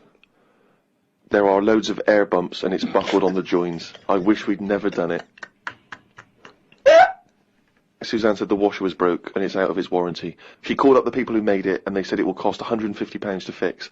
I don't know how they know that when they haven't even seen it. I want to smash it to bits and see what they can do for 150 quid. So much anger. I want to smash it to bits. That'd be great, wouldn't it? 150, you sure? Come round. Yeah. And it's just like a cube that's been through one of those car crushers. Yeah. 150 quid, there's 150 quid, fix it. I watched the news and calmed down a bit, because there was a story about some Siamese twins who are having an operation. They've got 2 heads, 4 arms, 2 legs, 1 liver. The doctor said they will have 1 leg each. I felt bad worrying about the washer when people have bigger problems like the Siamese twins. Ricky and Steve asked me to do a poem about one day a week, so I thought I'd do one today. I can't obviously do it justice, so I should let the master read it. You've done another poem? Yeah, you said, just do one. If you have a day where you've had a lot of emotions. Well, I loved the poem, and so did the listeners, and I knew they would, so if you can do that every week, that would be a joy for me. You can't force a poem, though. No, I know. So a diary's easy to do, because you just write down what you're doing. But you've got to have some really meaty subject matter to be able to write a poem, Rick, as you'll discover. I know. Right, so, you've heard what problems I had that day. Go on then. Bubbled wallpaper. What a mess. Washer dry and knackered. What a mess. Siamese twins separated. 1 leg less. There was an animal in the paper today that I've never before seen. It's called an alpaca. They are gormless looking. The fellow who breeds them said they are easy to look after because they're used to harsh conditions because they normally live in the mountains. The problem with this is they will turn useless eventually, and then if we tried to bung it back on the Andes, they won't like it. It's like how people win these live like a star for a week competitions. They're not good for anyone. Okay? Do you know what I mean? If something's living somewhere... But he's not But going to why are send we them gonna back bung to it the back? Andes. He's presumably breeding them for something else. Yeah, but say if eventually, the world's getting busy, there's hardly any room, and we go, right, what can we shift here? What's getting in our way that we can shift? Well, those funny-looking things came from the Andes, bung them back. All right, then let's put them back. And they go, oh, they don't like it. They're not surviving, they're dying out. Why did we bring them here? Oh, it was closer. Yeah, but look, we've died out now of the... Sorry, this is an argument with This is a yourself. whole scenario. This isn't happening. They're angry about it, like it just happened and you're sick of it. None of this has happened No, yet. I'm just looking at how it will happen. Leave them where they were.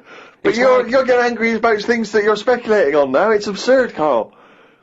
Not once have That I was read an here about argument your with anger yourself. about terrorism or international, political injustice. Not once have you written about that. Only about the fact we may send animals back to the Andes. I know, but just because it just annoyed me, that's all. They brought them here, some fella's getting a load of praise because they brought this weird animal into the country, and yet it's like, well, they were on the Andes for a reason. Leave them there. It was happier there. I mean, I feel guilty when I open a bag and a fly flies out of it, and I think, where's that come from? What bag are you opening with flies? What bag? No, just when, like, the bag I took the computer home in, a fly flew out of it, and I thought, when did that get in that bag? Wherever brought that from? And it's the same thing. It doesn't want to be somewhere else. It was where it was. And that's the same with this Polaco, or whatever.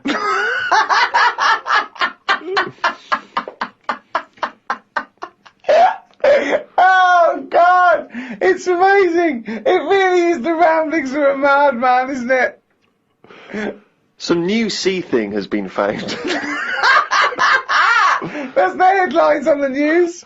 It wasn't found by sea experts. It was found on eBay. Someone was selling it for £5. I don't see the point in buying something that you don't know what it is. What do you mean? What do you mean? It was... Someone's found some sort of shell with a thing living in it. Right. They thought, oh, I've never seen one of these before, I can flog it on eBay. Someone bought it and then wanted to look after it, went to some sea expert, and they said, oh, I don't know what that is. That's the story. It's just weird how stuff's being found on eBay. No, it wasn't found on eBay, though, was it? Yeah, but that's where the specialist people sort of picked up on it. It's just weird that... I mean, all I was saying is I wouldn't want one. If you don't know how to... If it's a new creature, you don't know what makes it happy. When you get a kitten, you go, stroke its head, loves it, right? And you can do that knowing that it's liking it. If I had a little seashell, and you go, does it sit in water? I don't know. Do you know what I mean? You could end up doing more damage. So that's why I wouldn't want it. It's nice to have rules, and it's nice to know what you're doing with something. Well, as you write in the diary, it's like if an alien landed and wanted to live with you. As much fun as it might sound, it wouldn't be long before you got annoyed with it because it wouldn't eat the food you gave it. That's what I'm saying, but I couldn't have a go at it because it might not like pasta. It might not. Got up and put the radio on. I listened to the story that the vicar read on Radio 2. Yeah, that could be good. He was saying how Jesus was 33 when he died. He said he was more into the idea of doing a lot in your life than living for ages. This was linked to the news about the doctor who's come up with some stuff that he's been injecting himself and his wife with that makes you age better. I looked it up on the internet. It wasn't worth them doing it because they are already old looking. I don't know why people want to stay looking young. You can wear a bald head better if you're old because hairs are replaced by wrinkles. It's drivel. No, it's not drivel. It's Pointless. A pointless entry to a diary, that. It's not, because that could be like an important bit in like world history. What? The fact that someone's trying to make people not age. Age is good, isn't it? When you see an old That's been person. going forever. What has? People trying to age better. No, but he's talking about if you're 90, he wants people to look like they're 30, and that's not good because how would the world run when that's going on?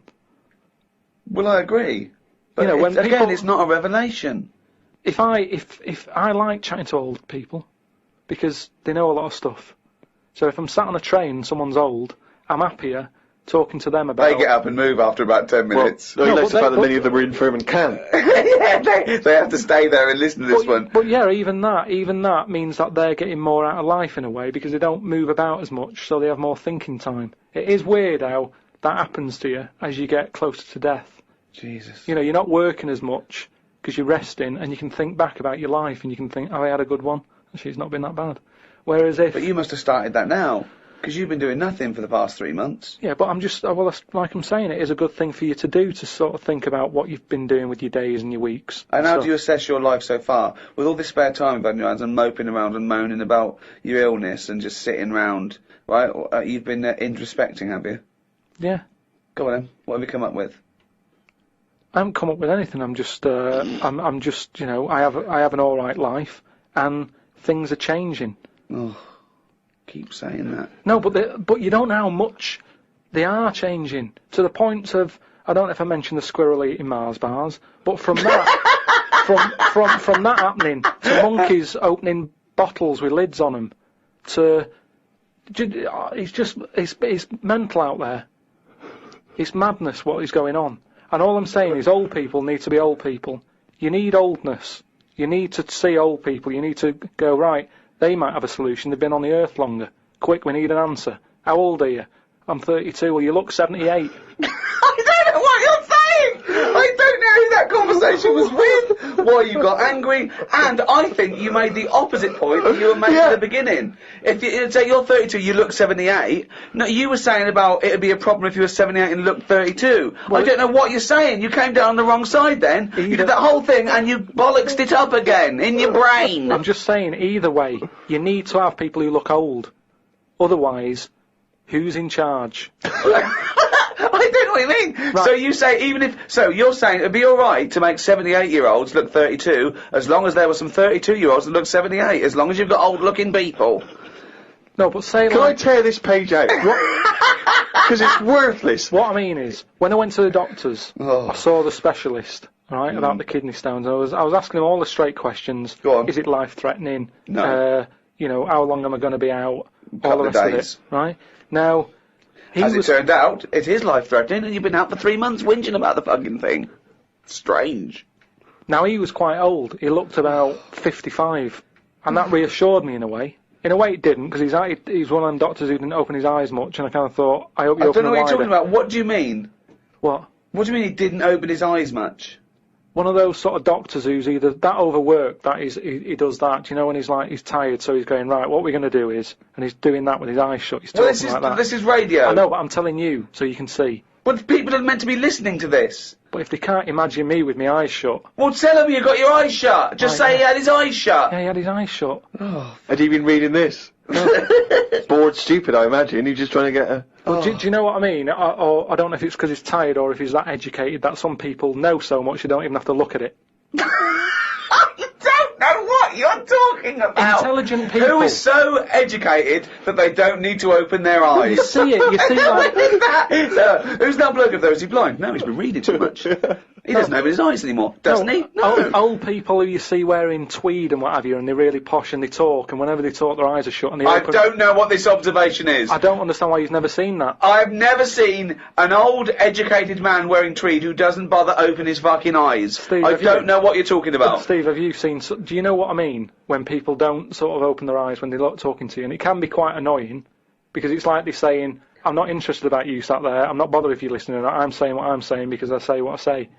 And it can be quite annoying. If he has got his eyes closed, he's probably just trying to absorb what you're saying and think carefully about it, so he doesn't misdiagnose you. I'm not having a go at him. Well, I'm just saying he was 50-odd, and I was happy that he was there telling me... I don't know why you were watching his eyes when he was telling you about your insides.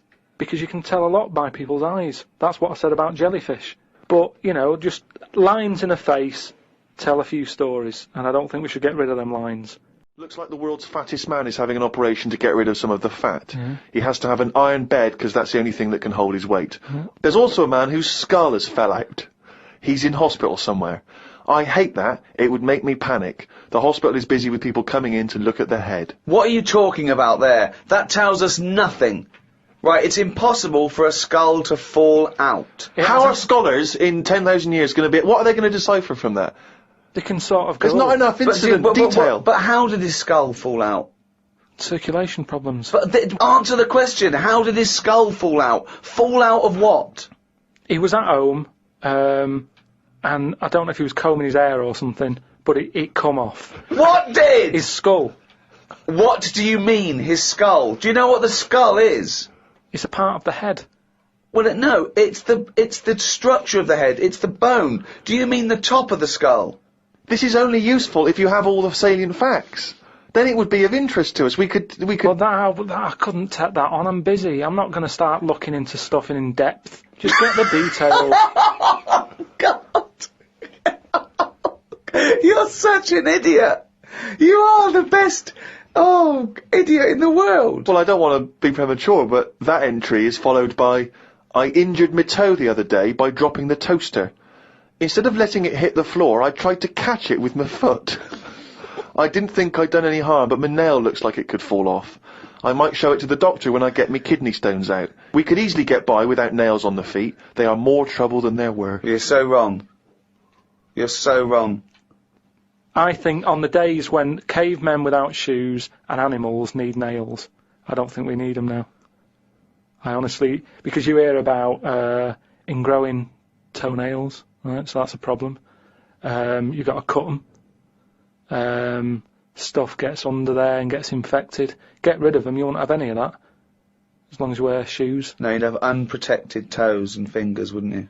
I didn't say on the fingers, just on the toes. So why do you need them on the fingers and not the toes? Because you use your hands to do stuff. I've said about toenail out, it'd be good to have it growing on the head. What? Just having like a sheet of it, just like a nail on the forehead.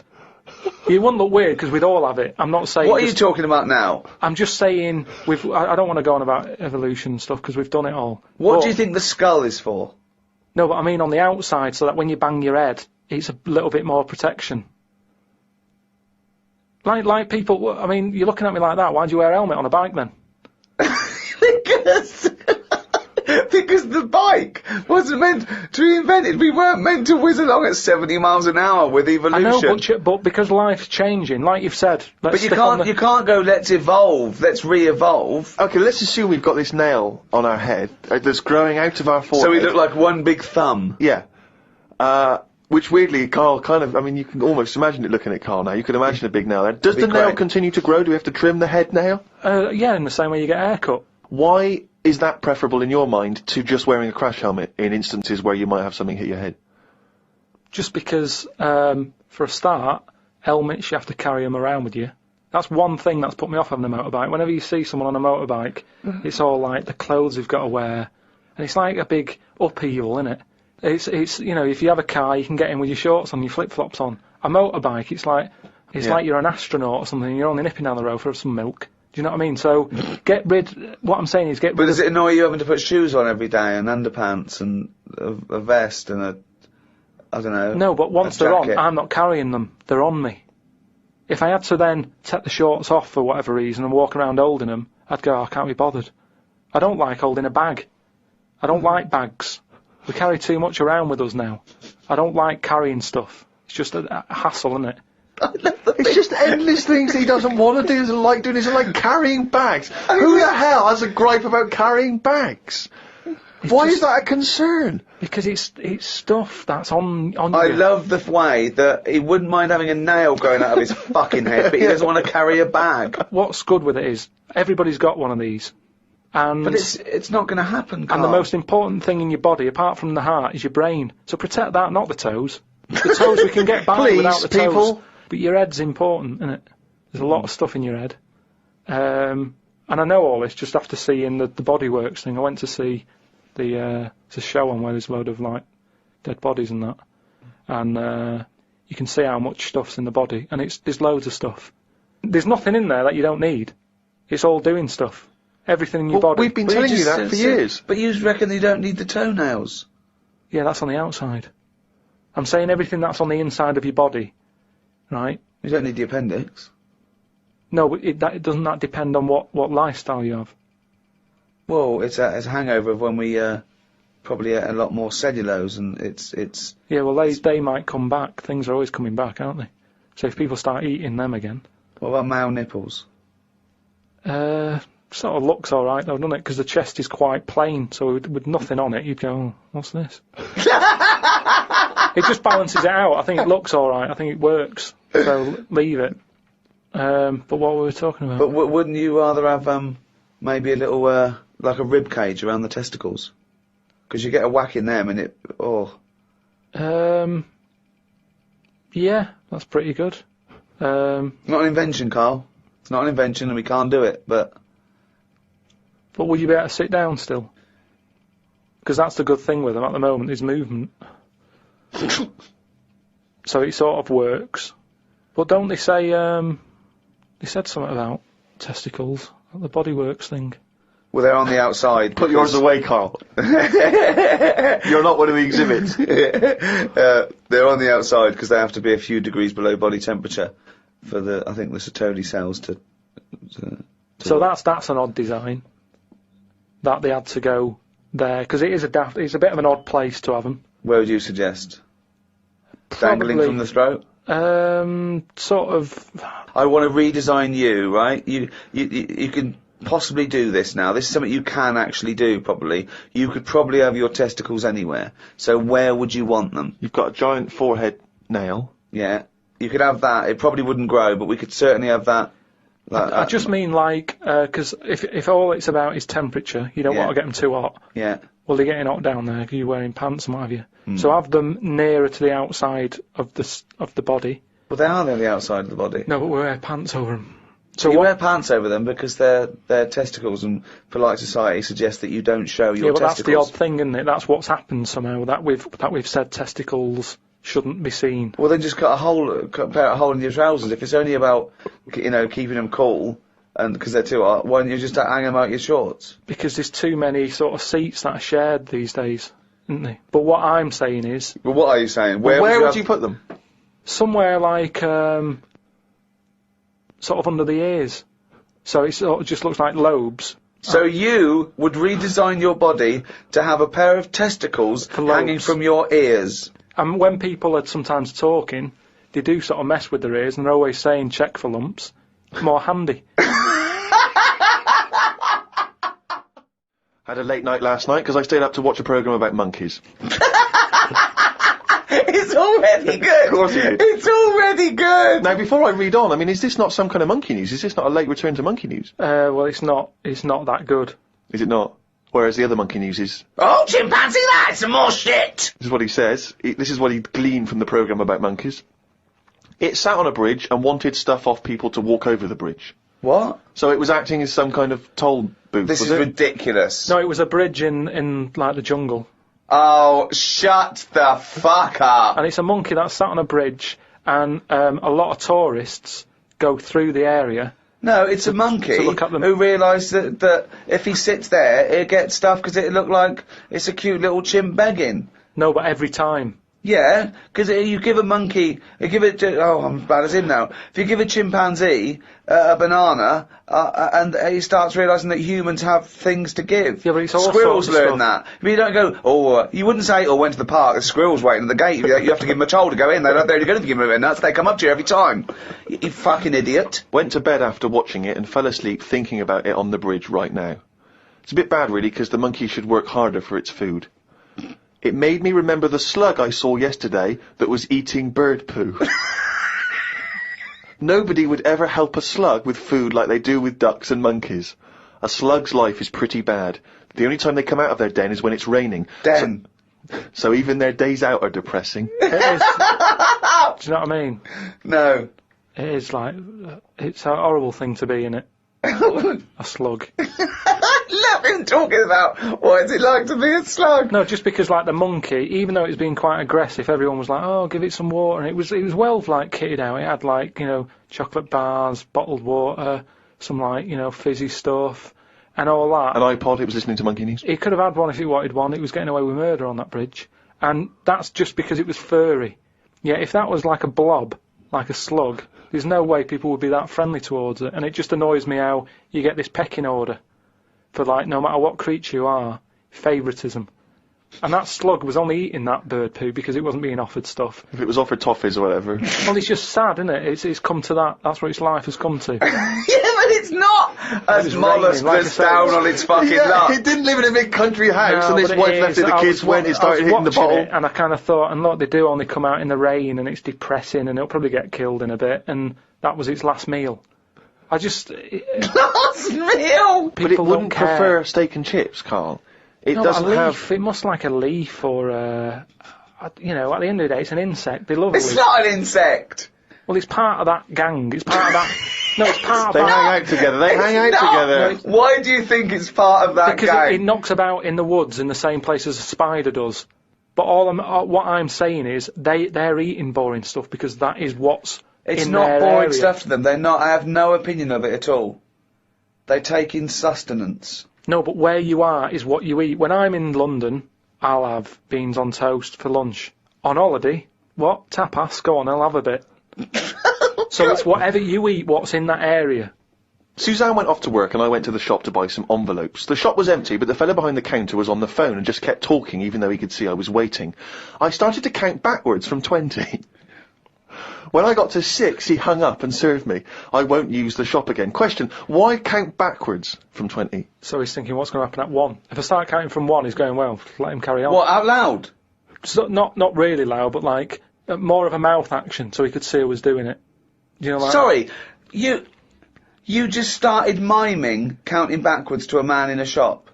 He's on the phone. The Yes. shop is empty. I Yes. thought he'd like me custom. He could have served me and stay on the phone. Even though I don't like that, at least he's still doing what he needs to do. I'd have said, working the sorry, shop. can I just get these, please? Yeah. Well, I stood there and I thought, it's annoying me now, my kidneys aching, and I started to get a bit of a sweat on. So I thought, right, I'm going to give him 20 seconds, and if he hasn't got off the phone, I'm leaving.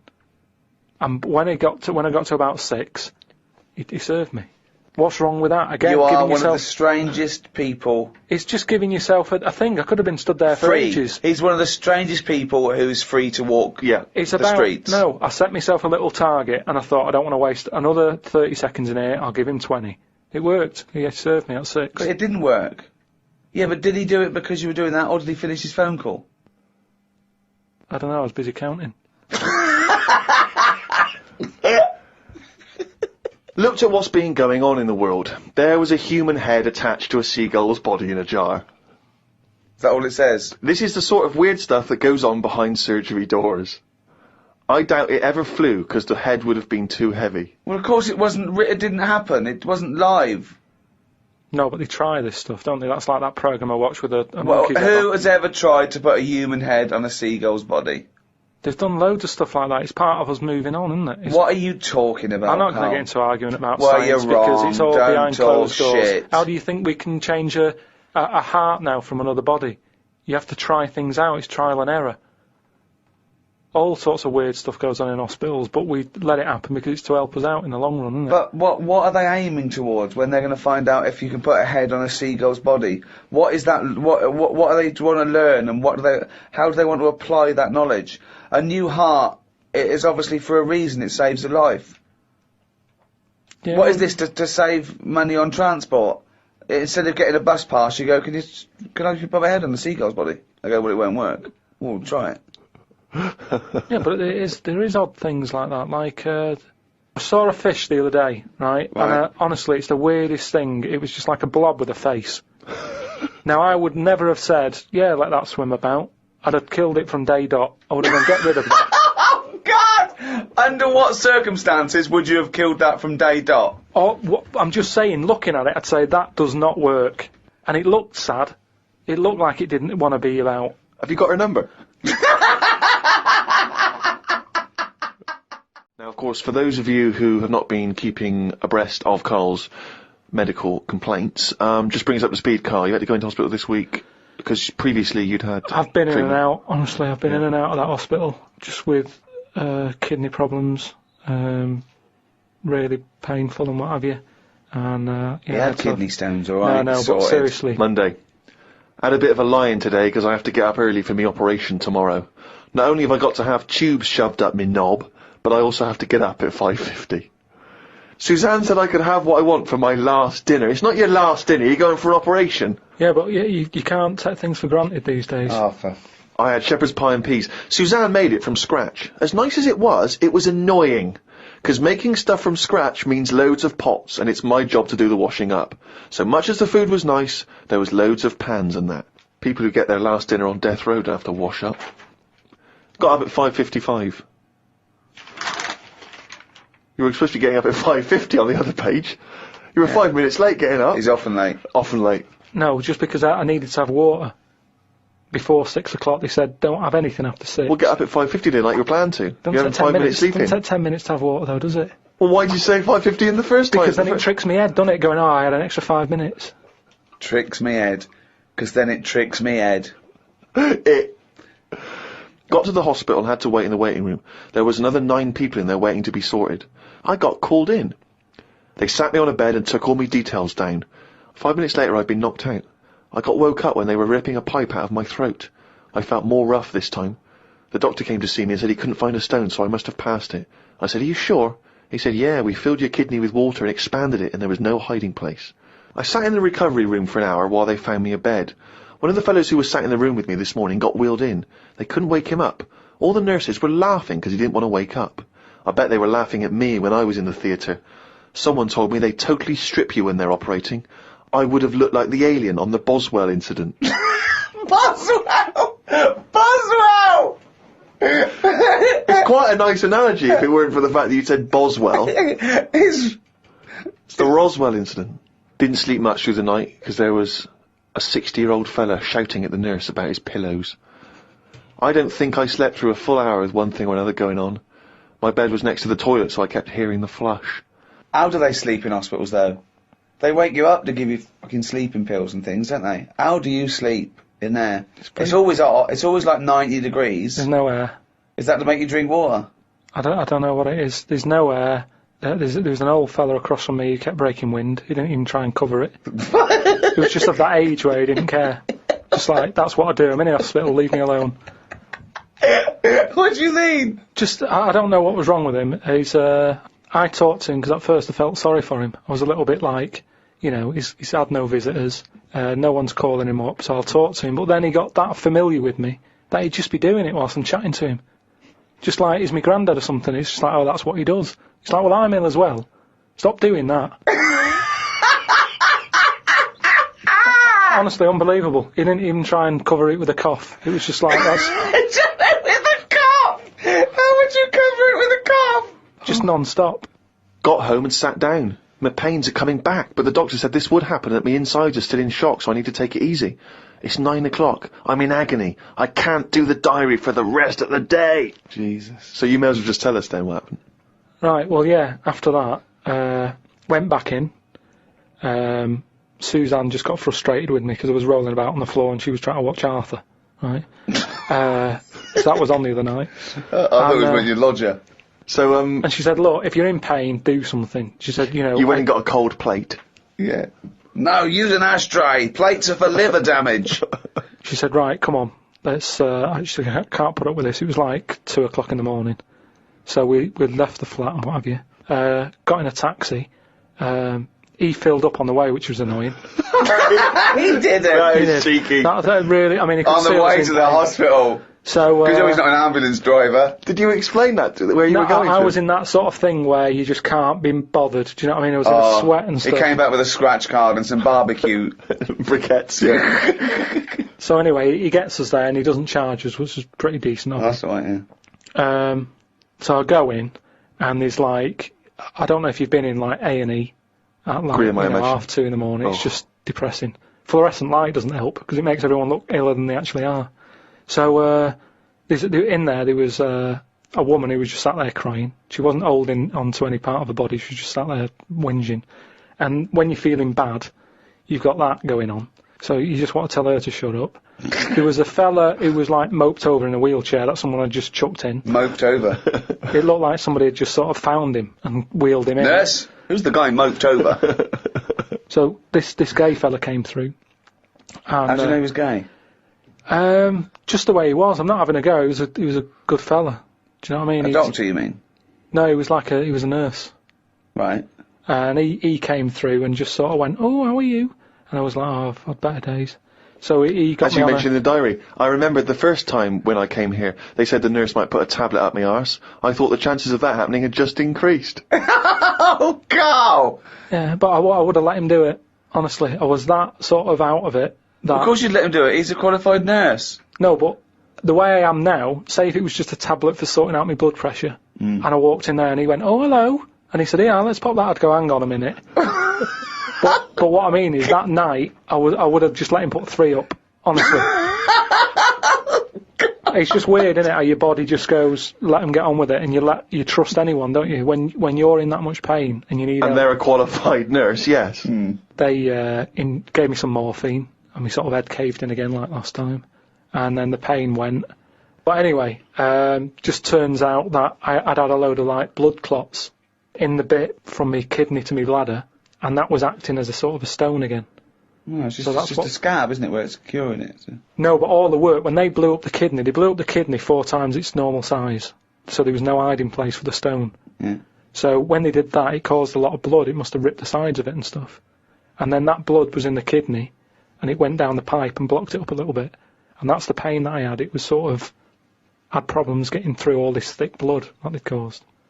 So, the weirdest thing that happened when I was in there, right? The morning, like, after I'd had the morphine and what have you, right?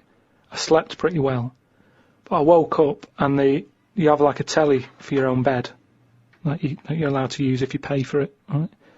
So the glow from that woke me up because they come on at about 7:10, and the telly's in front of your head, right? So you're getting this glow and you're going, oh, what's that now? And I looked at it, and all it had written on it is, Karl received bad news about your father, right? And I was like, is this what they do now? Because it's such a big hospital, did they just text you sort of news to your bed? And I was kind of like, like I say, it was early, it was 7:10 or whatever. Thinking, what's going on? I didn't have my mobile, Suzanne took that. And I was looking, I read it again, I thought, it might come up with more, like, what's up with him? Turns out it was just a review for Neighbours. It just tells you, it tells you what's on the telly that day. And there's some fella in Neighbours who's called Karl, whose dad went bad. So that sort of woke me up a bit. I had a bit of a shock then. It was kind of like, so I was wide awake at like 7:15 in the morning because my heart went a bit fast because I thought something had happened to me dad. Karl, of course, has written a poem about the experience entitled My Ward.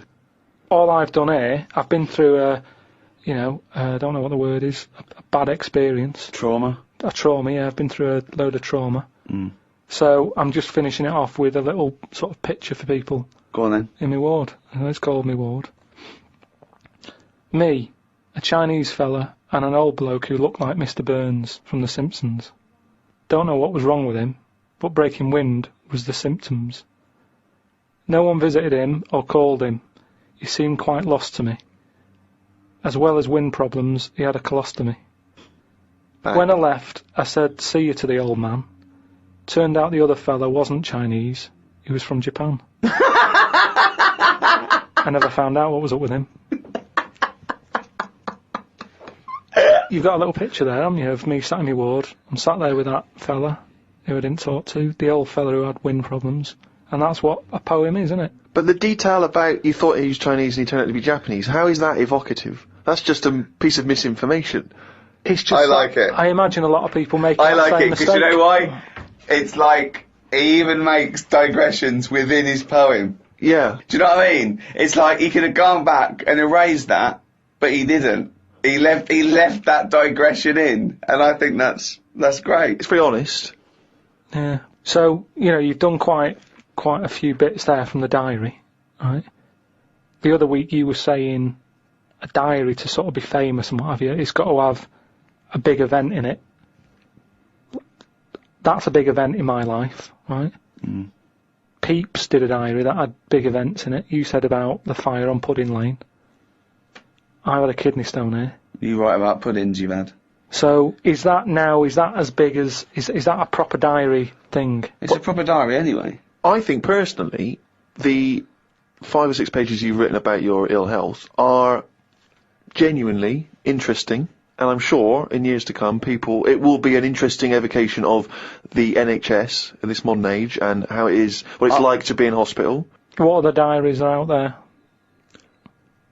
Well, a lot of them are fictional, of course, Bridget Jones and the like. There are lots of memoirs, but to I publish a don't whole know diary, why. I mean, you can Well, get... the two most famous diaries, I'd have thought, was Pepys and Anne Frank. But Yeah. Kenneth Williams' diaries were published after his death. Many celebrity diaries have been published. Alec Guinness, people like that. And is that just there last year, or did they do it when they were doing a lot? Because if yeah. they're old and sort of not working well, a diary isn't that good. Well, often the moments, prior to their passing are some of the most interesting.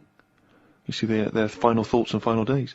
Yeah, but you say different things when you're ill. When I was on that table about to go under and you're thinking this might be it, different thoughts on the world. Do you know what I mean? Different priorities. What's the most profound thing that you thought that it was because of your illness? Just as I went under, the last thing I said to this woman was, oh, you look different with that on.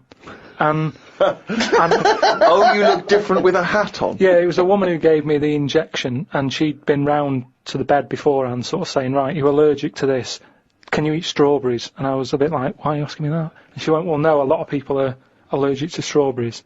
And I was saying, but is there any trace of strawberries in the stuff? And she's like, no, it's just that a lot of people are. And I said, well, no, I eat them. And then she's like, what about fish? And I said, I like some, but I haven't had them all. And and then she turned to Suzanne at that point and said, well, do you know of anything you can't eat? She sort of said, like turning to the mother. Yeah, when the child can't answer. But she was this woman, and she didn't have a hat on or anything. And then when I went down there, I didn't realise it was the same woman until I was lying there and she started to inject me. And I just said, oh, you look different with that on. And then I went out, and when I woke up, the woman sort of came round and just sort of said, oh, it's weird that was the last thing, like you said. And that made me think that could have been my last, like fighting on the beaches or whatever. That could have been my little thing. You look different with a hat on, Karl Pilkington. Oh, God. In its own way, it's quite wise. People do look different with hats on. I think his last words would be something like, can this kill you? Yeah. Suzanne, can you drink bleach? Me mam called me to ask me to fuck me, you're right. That should be. Me mam called me to ask me to look in some of the magazine shops in London for a magazine that she can't find. It's called UFO Data. I said, I ain't heard of it. She said she's seen an advert for it in one of her ghost magazines. I love the fact that she can't even find the magazine about unidentified flying objects. Yeah. So we get a clue. She thinks, I think I saw something, but I don't know whether it was a magazine or not. So we get a clue there as to why you give any credence to this crap. Yeah, well, it's I mean, Mama Pilkington's into the same shit. There's a lot of space out there, isn't there? She said that this magazine has got news story about how Aldrin (astronaut) has got some evidence that aliens exist. Yeah. I told her that I found out today that the days are about 36 minutes longer on Mars. We chatted about how this is how they are more advanced than us. Do you mean the Martians? Yeah, if they've got a longer day, that's more time that they're awake working on stuff. Right, yeah, we know that makes no difference at all. No, it does. Think about it. Think about it. Look, think about it. 6 o'clock here. Yeah. People are going, see you tomorrow. I'm going home. They'll be going, oh, another half hour. They've got a longer day. Productive. And that's why they're able to fly. That's why they're whizzing around. It adds up, doesn't it, over the years? Christ almighty, what drivel! Suzanne got in from work at 11:30. I told her about the UFOs in Mars. She said she's too tired to chat. I said, does it mean aliens will be more tired than us, or do they get more sleep? I got no answer. I love it when Suzanne comes in. She never indulges in it scares her. Anything with ghosts and UFOs, she sort of... It doesn't scare her, it bores her. No, it freaks her out. Scares her. Okay. I'm knackered today, and the face feels dry and spotty. Oh God, what's wrong with you? It starts off moaning. The first thing he does is start moaning. He wakes up and goes, oh, fuck me, I didn't die. Oh, God. I'm knackered today and my face feels dry and spotty. I think it's the change in water since being away. Or it could be all the... it could be all the Madeira cake I had yesterday.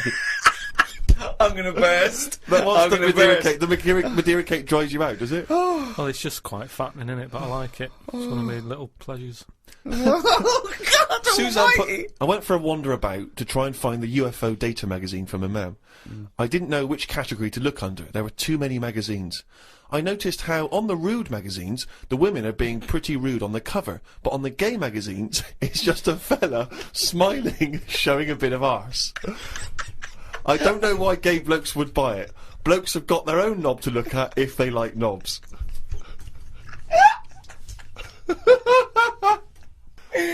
Why were you looking at the gay magazine? No, I wasn't. It's just that. Oh, you were? No, I know you noticed studied them. Yeah, because I was looking for UFO data. I don't know where they put it. I don't think you find evidence of other worlds down men's pants. Yeah, I don't think you want to boldly go where no man has ever gone before, Carl. I had no luck trying to find the UFO Data magazine. I will try some other shops. He writes UFO Data magazine every time. He can just put UFO mag, but no. But it reminds me. You want to be specific. If I write stuff down, it means that I remember it more. Sure. So, still looking for it. Got some posts from Oxfam. They're flogging animals for Africa again. They've got new animals in their catalogue now. They've got donkeys and alpacas. Donkeys 50 quid, alpacas £20. I don't know if this is a special rate or if I could get one from a mam. She's been saying how they've been missing having a pet since they had the cat put down. Sorry, you don't get it. If you buy that for someone, you don't get it. Yeah, but they're not bothered where they're going. Yes, as long they as they're do. getting Of the course money. they don't. They don't deliver them. It's not like they're in a warehouse wondering, people thinking, I hope people buy this. They're going to put them out there. They're. But at the end of the day, 50 quid's 50 quid, and they're not bothered. If they're Right. sending an alpaca to Africa, Yeah. and I'm saying, can you get one to London? To them, that is less hassle. Right. Carl, that's not how it works. You can't just go and say, oh, I'll have one of them. They're not bothered. It's for charity. Carl, of course they are. You can't buy an alpaca for 20 quid. Christ almighty. Plus postage and packaging. They're big bastards. Read about a pub that is getting some stick because they've stopped a horse going in. It's been the horse's regular for ages, but there's been some new owners who've taken over the pub, and they said they're serving fresh food and don't want a horse in there anymore. She taught me some way to breathe that will relax me. I wasn't feeling that relaxed, though, because the person behind the counter was banging about making a coffee. Noise stresses me out. I wonder if less deaf people die of stress than people with working ears do. Oh, it's the theories. It's the It is theories. such a noisy world, though, isn't it? It is. London is noisy. Very noisy. I think just everywhere, just noise in general. They were Yeah. saying how, like, every noise has been used at least 5 times or something. What do you mean? Because there's only so many noises in the world. I don't know what you're talking about. I don't know what you're talking about. No, there's only so many What noises. do you mean every noise has been used 5 times? I don't know what that means. I don't know what it means. Because I don't know. I've no idea. Every noise has been used at least 5 times. there's only so many noises. It's like a piano, isn't there? There's only so many notes. Yeah. And there's only so many noises. Right. But because there's so much stuff, the same noises are being used again. I don't know what that means. By whom? Who's reusing the noise? By whatever. So a you'll have- woodpecker when it's woodpecking? Yeah. Some birds make noises that would sound like a Ford Escort, just because there's only so many noises that people can use. What is he talking about? Noises are a byproduct. Outside an instrument, Yeah. noises are a byproduct. A machine, they don't go, what should we make this noise, make this machine? It makes the noise it makes when it's doing something. But why does it make that noise? Why not pick another noise? They don't pick the Who's noise. picking the noise? A printing press makes the noise because it's the sound of the thing Yeah. going down. Yeah, you so know, the printing- a hammer makes that noise because that's what it does. No one's going, oh, can we make this make a different noise? No, it's a byproduct. I It's- know. So there's only so many noises. I don't know what you mean. You said the byproduct is because of something that's happening, right? But it's Yeah. the physical action, isn't it? And the way that impacts on the surrounding air. That's what how noises are manufactured. It's not a choice. When Stevenson's rocket came and I went... They went, can you make it go... That's the noise it made. I know, but then, say like a new frog comes out. Oh, what do you mean a new frog comes out? They find a new type of frog. Right. It makes a noise, and Yeah. they'll go, "Yeah, I knew it was going to sound like that." What are you talking Because about? there's only so many noises. No animal comes out and makes like a weird noise, and you go, "I've never heard that noise before." They go, "Oh, that sounds like a chicken," or "It sounds like a Ford Escort," or there's only so many What noises. frog sounds like a Ford Escort? No, There but there'll be can't be some many animal. because you've used Ford Escort twice as an analogy here. So you're running out of noises. You've come up with chicken and Escort so far. I can't But explain the problem it. is, a Ford Escort sounds a bit like an Austin Allegro. So I don't know, yeah. And a chicken, you're ripping off the turkey, you cunt. I read a bit in the news about people being injured while trying to cut open avocados. It's a food that ain't worth injuring yourself for. If it's a hassle to get into, leave it to the experts. I have never bought one. I have also avoided coconuts and pineapples. The amount of hassle to get into these things outweighs the joys they give. Yeah. It's the same reason I never bought a pair of Dr. Martin boots. Too much hassle when it's time to take them off. Yeah, a lot of my mates used to wear them in like the 80s. You know, you can't just kick them off, can you? It's a big upheaval. You've got to unlace them, you mean? Yeah, I mean, since I found shoes with Velcro on them, brilliant.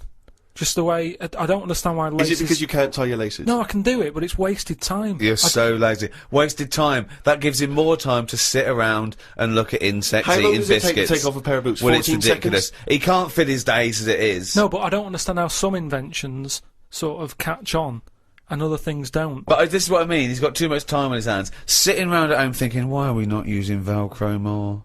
But there's Why one are we- Velcro manufacturer going, yes, at At last, he last. said what needed to be said. Why don't you get it sponsored? Because you could wear a Velcro toupee. Because that would be great if we could do that. If someone could invent a little hairpiece for Karl, Velcro's the little bit of fluff he's got on the top of his head, his shiny orange-like head. Pop a little Velcro toupee on. I would love that. I would love to get him wearing a wig. But why necessarily reduce it to a toupee? Why not some kind of carrying device? You know, he could carry goods and things around in there, sandwiches. Yeah, he doesn't look like carrying a bag. Well, what about that? A little thing you carried around, a little Velcro thing you carried a pot on your head for your sort of like keys and trinkets and money and that. Well, no, I've told you about that idea that's out there but hasn't caught on as well. The tie.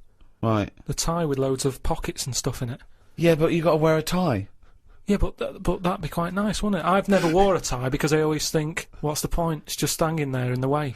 Can you imagine this image of Karl walking around in his big Velcro shoes, a tie with an apple stuffed in it, car keys, Yeah. iPod? No, but don't you think it's a good idea? Would you wear it with a shirt and collar or just a t-shirt? No, wear it with a shirt. That's what I'm saying. It's an invention that will smarten up the world. Now, a tie, what does a tie do exactly? Yeah. What does it do? Nothing. Right, so I'm saying make it do something. But I'm saying don't wear it at all. Pop your keys in the trouser pocket. No, or because take a bag. because the world is getting more and more scruffier, isn't it? When you look I back don't know what that means. I don't know what that means. when you look back at like Victorian times and everything, everyone wore a hat.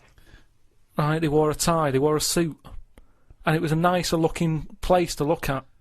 When you see it on pictures, you go, "What a smart world that is." Well, you can't see cholera and things on pictures, but sure. No. No, but I'm just saying it's better to try and cover it up with a bit of, Cloth. yeah. Yeah. The world looked nicer with more cloth. Whereas now everyone's rowing about scruffily. So what I'm saying is, if we make the tie more useful and give it a purpose, it might come back and the world will look tidier. But a tie, its purpose is to look smart, really. Well, originally it was because we didn't have buttons, so it kept the collar up at the front. That was the invention. It was a useful invention, the tie. Yeah, it was right. called a tie. It tied together, okay? Yeah. So then, when we had buttons, that we didn't really need the tie, but it was a symbol of smartness, like saying, I've made an effort, Yeah. okay?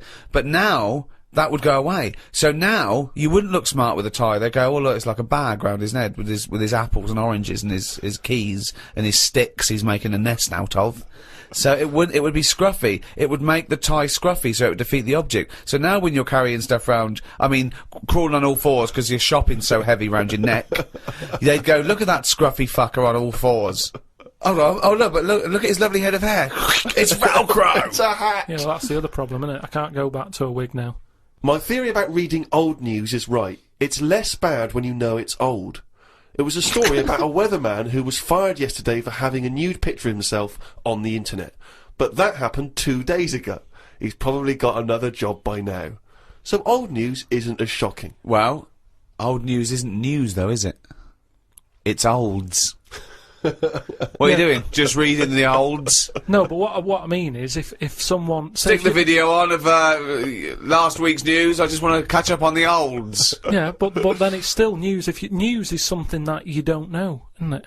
If someone tells That's you something, everything to you. That's information, Karl, not news. Yeah. but news is information. No, And the key with news is the word new. No, I don't think it is it? It's just information, but they tell you at 10 o'clock at night. It's like, what information's gone on? Bong. Here's some information. Yeah, that you didn't know before because you couldn't have because it only happened today. Bong. Yeah, but never mind that. I'll tell you in a couple of days. It doesn't matter as long as you get the same info. Bong. Yeah, we can't call it news though because it's misleading. We'd get done. It's called olds. Bong. Yeah, but listen to me theory. What I'm saying is that if someone in your family, I don't want, it's Christmas and that, I don't want to bring the tone down, but someone dies in your family. Now, say if you're away on holiday, and they don't call you because they don't want to ruin your holiday, then you come home, and they go, Uncle Frank's dead, and you go, oh, when did that happen? And they go, 2 weeks ago. Now, because everyone else has got over it, it's not as bad for you.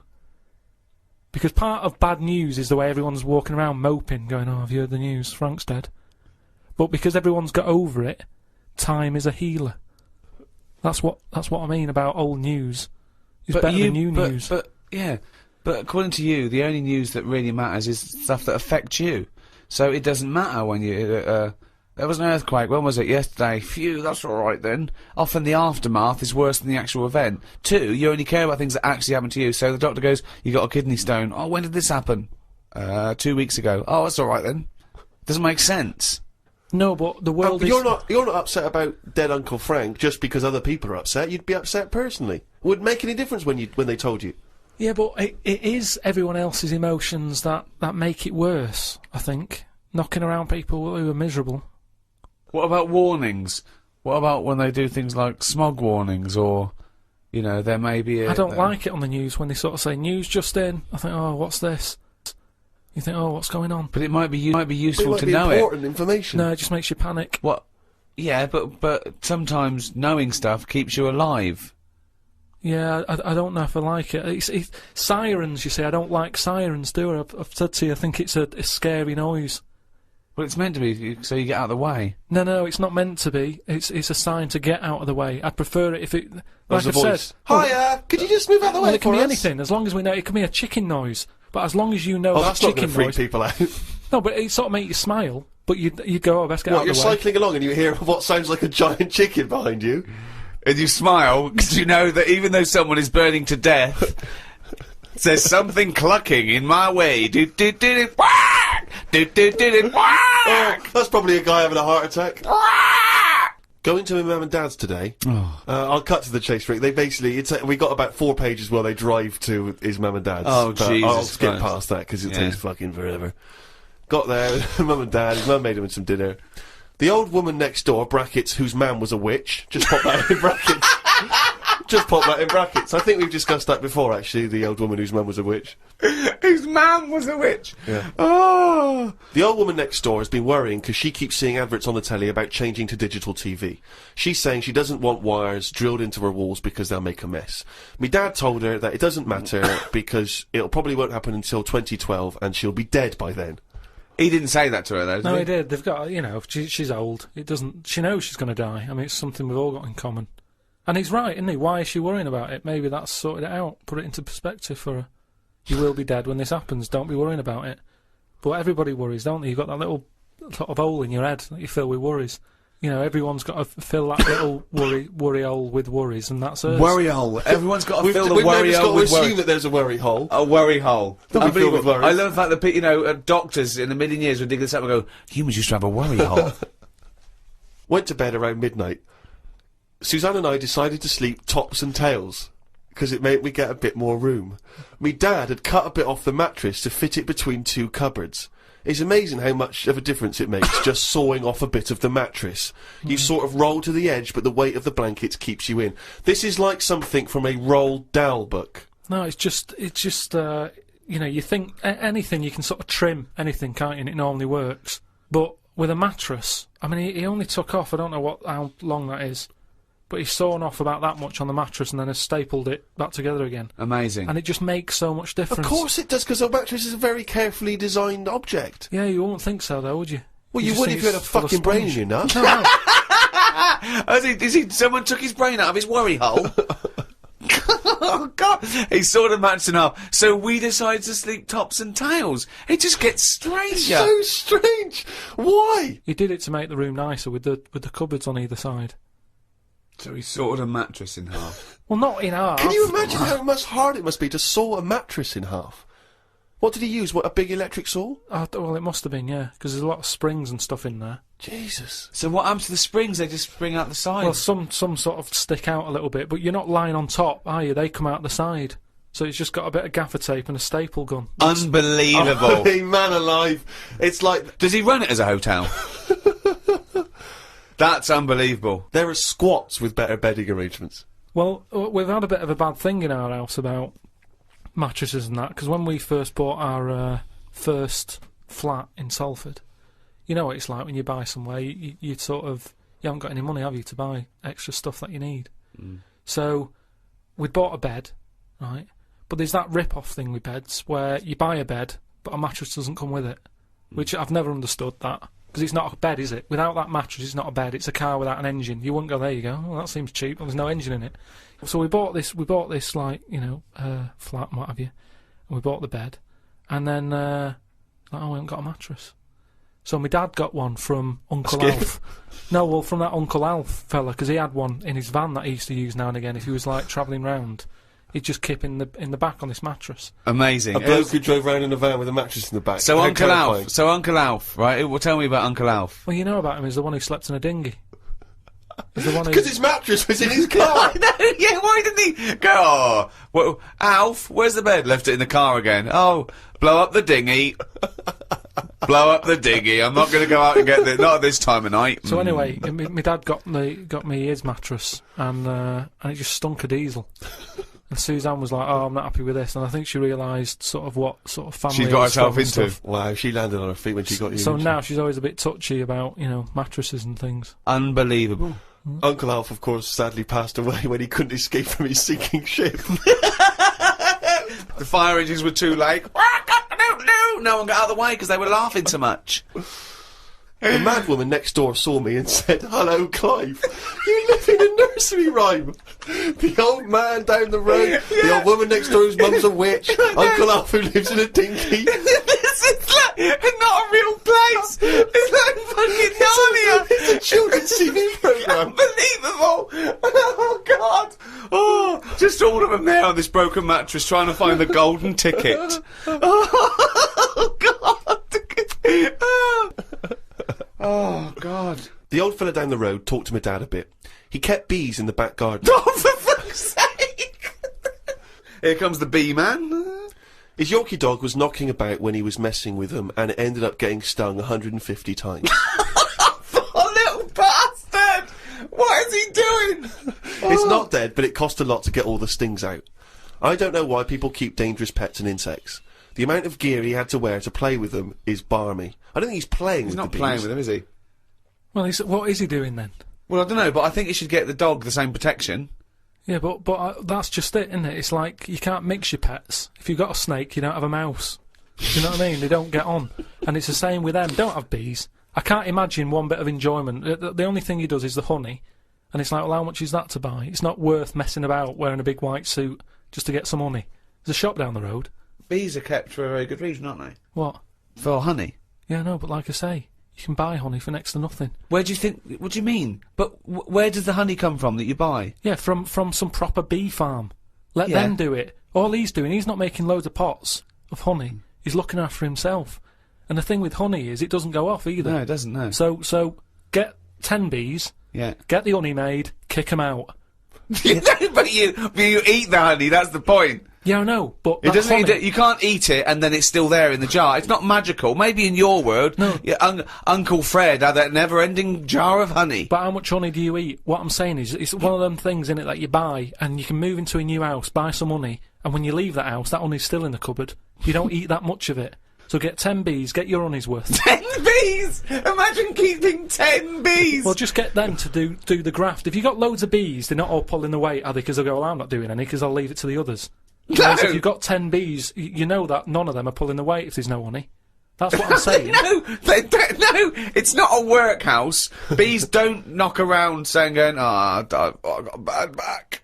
Anyway, back to this reading from the Twits. The news covered a story about a fish that knocked about 400 million years ago. It was 33 feet long and had a jaw strong enough to eat a shark in one go.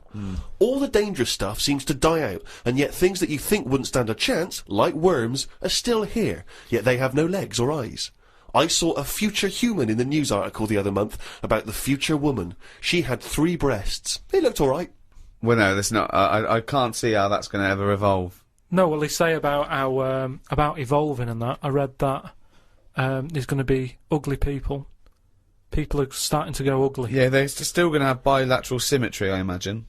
I don't know what that means, but Well, I'll tell you now, right? They're talking about like people who are just like, you know, you look at them and you go, oh, look at the state of that, right? And it'll get to a point when we're all so ugly that no one will have it away, and we're just going to die out. Well, that's not true either. That's not true either. That is the biggest worry. Well, no, so... That's the world's biggest worry. So as we evolve and we change, our mindset doesn't change. We're still going, I wish we looked like they did a million years ago. I don't fancy anything. No, but look at Look how things do change. But why are we all going to get uglier? I don't understand. It's just the air and stuff, isn't it? It's just the air or yeah, the just, hair. You know, the air that we breathe and stuff, and the food we eat. Everything's changing, and we're not going to look that healthy, and we're just all going to go ugly. You've only got to look at some stuff that's in the sea, and you think, look at the state of that. What's and that's got to because do with the human evolution. But the stuff Because in the they've been sea is around still longer. propagating. Yeah, but they've been around longer than us. But it's still reproducing, so your theory falls down. But they're deep down, aren't they, in the dark, so they probably can't see what they're having it away with. If they were up on the outside, they'd have died out ages ago. Why? Because they wouldn't fancy the other stonefish or Yeah, because they're sea really slug. odd-looking. I can't remember the name. I think it was a viper or something. It was just a head.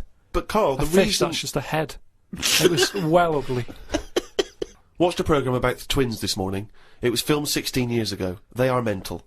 They did everything together, including the vacking up. Phone calls had to happen twice so they could both have the same chat, and they said the same stuff at the same time. Well weird. The bloke who I watched it with, I don't know who that is, just some homeless guys that you just invited into the No, flat? just someone I've been sort of working with. Sure, a mate of yours. He said he fantasised about having it away with a pair of twins. I don't see the point in this. If you're going to have two of something, I would prefer to have two different. Have two different women. If I had two cars, I wouldn't have the same one twice. Same rule with women. I don't even normally like buying the same pair of trainers twice in a row. No, if you're going to have something new, make a change. It's like that fella who was going out with a woman and then left her and went out with a twin sister. Not worth it. Not worth it! It's not worth the upheaval, is it? Because it's exactly the same model. I watched the final of I'm a Celebrity, Get Me Out of Here. It was between singer Jason Donovan, singer Mylene Klass, and singer Matt out of a boy band. I had my money on Donovan, but Matt won it. I think it was because of his last task. He ate a fisheye, some grubs, a big fat insect that they have on every year, a crocodile knob, and a kangaroo anus. I feel like we've come there, Rick, to where we entered. It was this time last year when we first started the podcast that we were talking about I'm a Celebrity, Get Me Out of Here, and you coined the famous phrase, I could eat a knob at night. Yeah. So it's full circle. It's just that the last series finished recently, and it was astounding that he ate a crocodile knob, he ate a crocodile eye, he chewed up and swallowed a kangaroo's anus, which I to be honest, I didn't know was a food stuff. Could you eat any of that? If I had to eat any of them, it would have to be the anus. What, really? Yeah, more than the other stuff. I couldn't eat anything that's still alive. No. I 'cause, agree. I I think couldn't it's a eat bit- any of that. I bit don't know under what circumstances I'd have to go, right, that's it now, we're not going to survive, the ship isn't coming, there is nothing on this island I can eat, give me the crocodile's penis.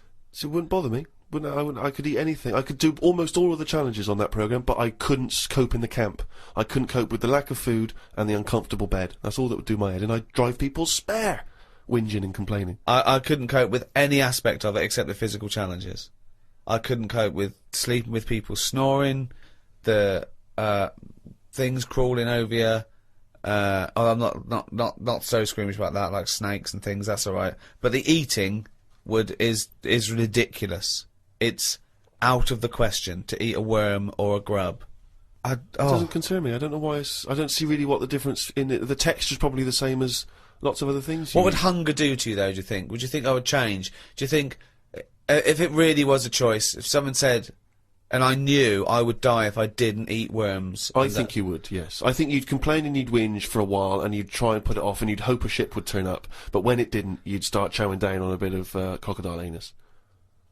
But then where's the rest of the crocodile? Well, yeah, that's a good Who's point. been eating that? How come I've got this? You know, you're meant to work together as a team in bad time, and yet I'm being handed an anus. Forget it. Woke up to the news about an elephant in India that had sore feet, so the locals have made it a big pair of slippers. Tried to look online for a picture, but I couldn't find anything. Sure they've made it 2 pairs of slippers. Well, I'm only going by the facts in the diary, Rick, and I would have thought that they were absolutely bona fide and fact-checked and completely Yeah. accurate. I'd be very surprised if there's any mistakes in here. I'm sure they've done this for an elephant before. I thought elephants have bad memories. No, Well, no, but fair enough. I thought elephants have bad memories. If they have, I'm guessing it's going to keep forgetting where it's left them. I mean, just to get if it's a myth, the myth completely wrong. Yeah. Elephants never forget. That's the saying. Not they always forget, so you can buy them slippers every year. Carl says, I haven't had a pair of slippers for years. He thinks they're dying out. No, I love slippers. I love a pair of slippers, I love mate. a pair of slippers, mate. Just wear socks. Slidey on a no. slidey on a piece of lino. I know. And what about if you know, maybe opening a brand new box of thumbtacks? You drop them all over the floor. You're trying to pick them up. Rick, I've got to pop across the road to get some milk, but it's right opposite. I'm surely not going to go in my socks, though, am I? But I don't want to put on the shoes. It's mad. No. Pop some slippers on. Well, perfect. Yeah. Yeah. But you shouldn't go out in your slippers. Why not? Just across the street, mate, to get some milk. Because they're inside shoes. You don't go roaming about on tarmac in slippers. That's basic. But you don't have any slippers, so No, you're but- just tiptoeing across the street, you know. I put my shoes on. But you can pop out and get the paper and you know the bottle of milk, can't you, in the slippers without any harm done? No. Huh. Apparently not. That'll make it into the diary. Tried to have a shower, but there was no water. I love it when he calls me and things go wrong with the flat. But I like the fact that he tried to have a shower, but there's no water. How long did it take you before you realised he was there for 20 minutes? Yeah, after 20 minutes, he said, Suzanne, should I be dry? Yeah, I'm freezing cold. Yeah, no, you should be sort of wet and warm. Right, there's no water then.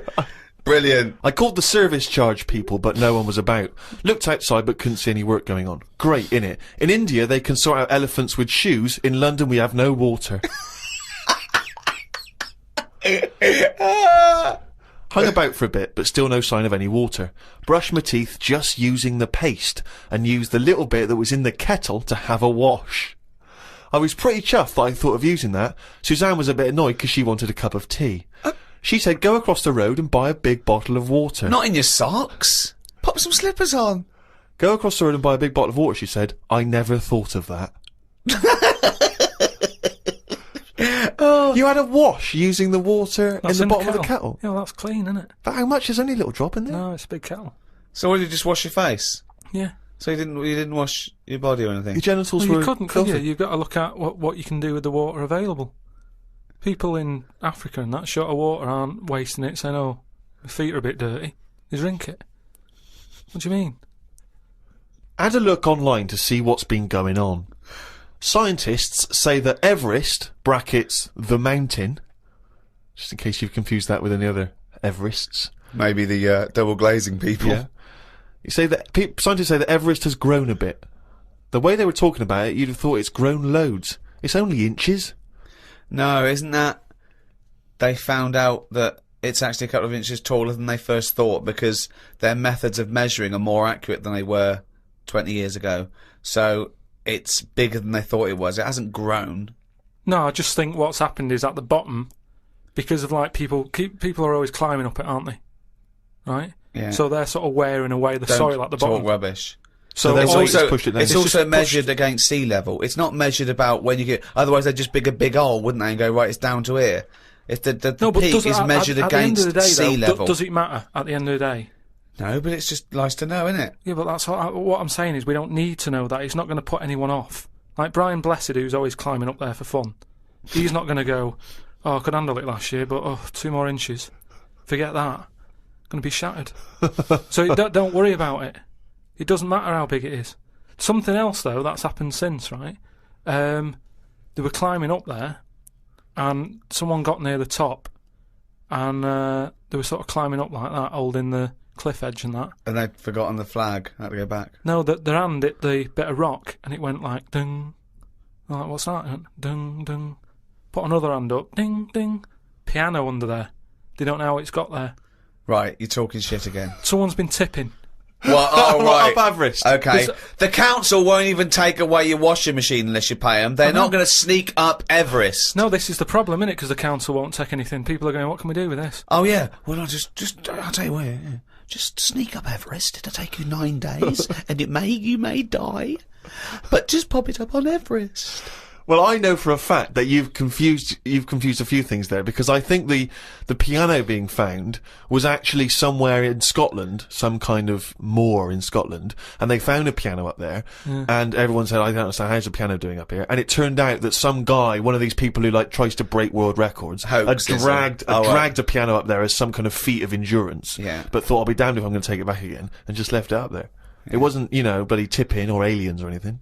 My dad used to bury things in the garden because the council used to charge for like washing machines and mangles and cookers and pets. So I'm just thinking in millions of years when they dig that up, they think that dogs used to cook and do washing up and things. Yeah.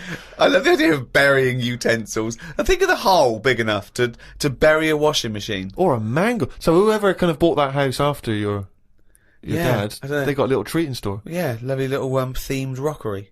Yeah. The weather is weird this morning. 1 minute it's sunny, then it's thundering, then hailstones, then it's sunny again. People will be saying it's global warming. I don't really know what that means. Everything's changing all the time, innit? I wonder if years ago, when we first came out of the sea and we walked on land upright, did people blame the weather for that? Good point, isn't it? No, it's so stupid. Yeah, ridiculous. We didn't come out of the sea and instantly start walking around like humans and go, oh, can you believe it? We were swimming around, we were having a whale of a time. Do you know what? I blame the weather. No, but now they would, if that happened. It's the same way, say like evolution, right? We talk about it a lot, right? Now, years ago, I don't know how it happened, but some whale had legs, right? Yeah. This is how it started. Before he was a whale, yeah. Whales started off with legs, They were rowing about on the beach front, right? Anyway, it worked out that, they didn't like it or whatever, get back in. Now, say, if that happened again now, right? Say if someone's born and they always say, don't they, check for lumps and stuff, right? Make sure you haven't got any lumps. Now, say sorry, who says this and what's the... Like magazines and doctors and that. Always saying, when you're lumps. first born? Yeah. Okay. But arbitrary decision, that answer. Yeah. But all I mean is, now, say if like our evolution thing is kind of like the next level is for us to have 3 legs because we're that busy on the world now. But it doesn't work like that. Why would it work like that? Because that's nature, innit? It deals with it. If people are getting stressed out and getting achy legs a lot, because they're going, well, what you're doing there is you're using 2 legs like you've got 3. You need another one. But the problem is... No. Say if someone grew a leg now, because it's like, well, we need 3 legs. Yeah, but... Let him finish. Okay. People would go, oh, I found a lump, right? And the doctor would go, oh, whip that out. Now, that could be a 3rd leg. That's growing. But, Karl, evolution doesn't work like that. It does work Suddenly like that. something isn't born with a perfectly formed 3rd leg that can be passed on. I know, it's a lump. It starts off like a lump, and if you left it alone, it would eventually, over a bit of time... No, over many, many millions of years. Yeah, but it'd grow as another leg, but we're not letting that happen anymore. It also wouldn't happen. Limbs don't work like that either. They do if you keep putting extra pressure on 2 legs.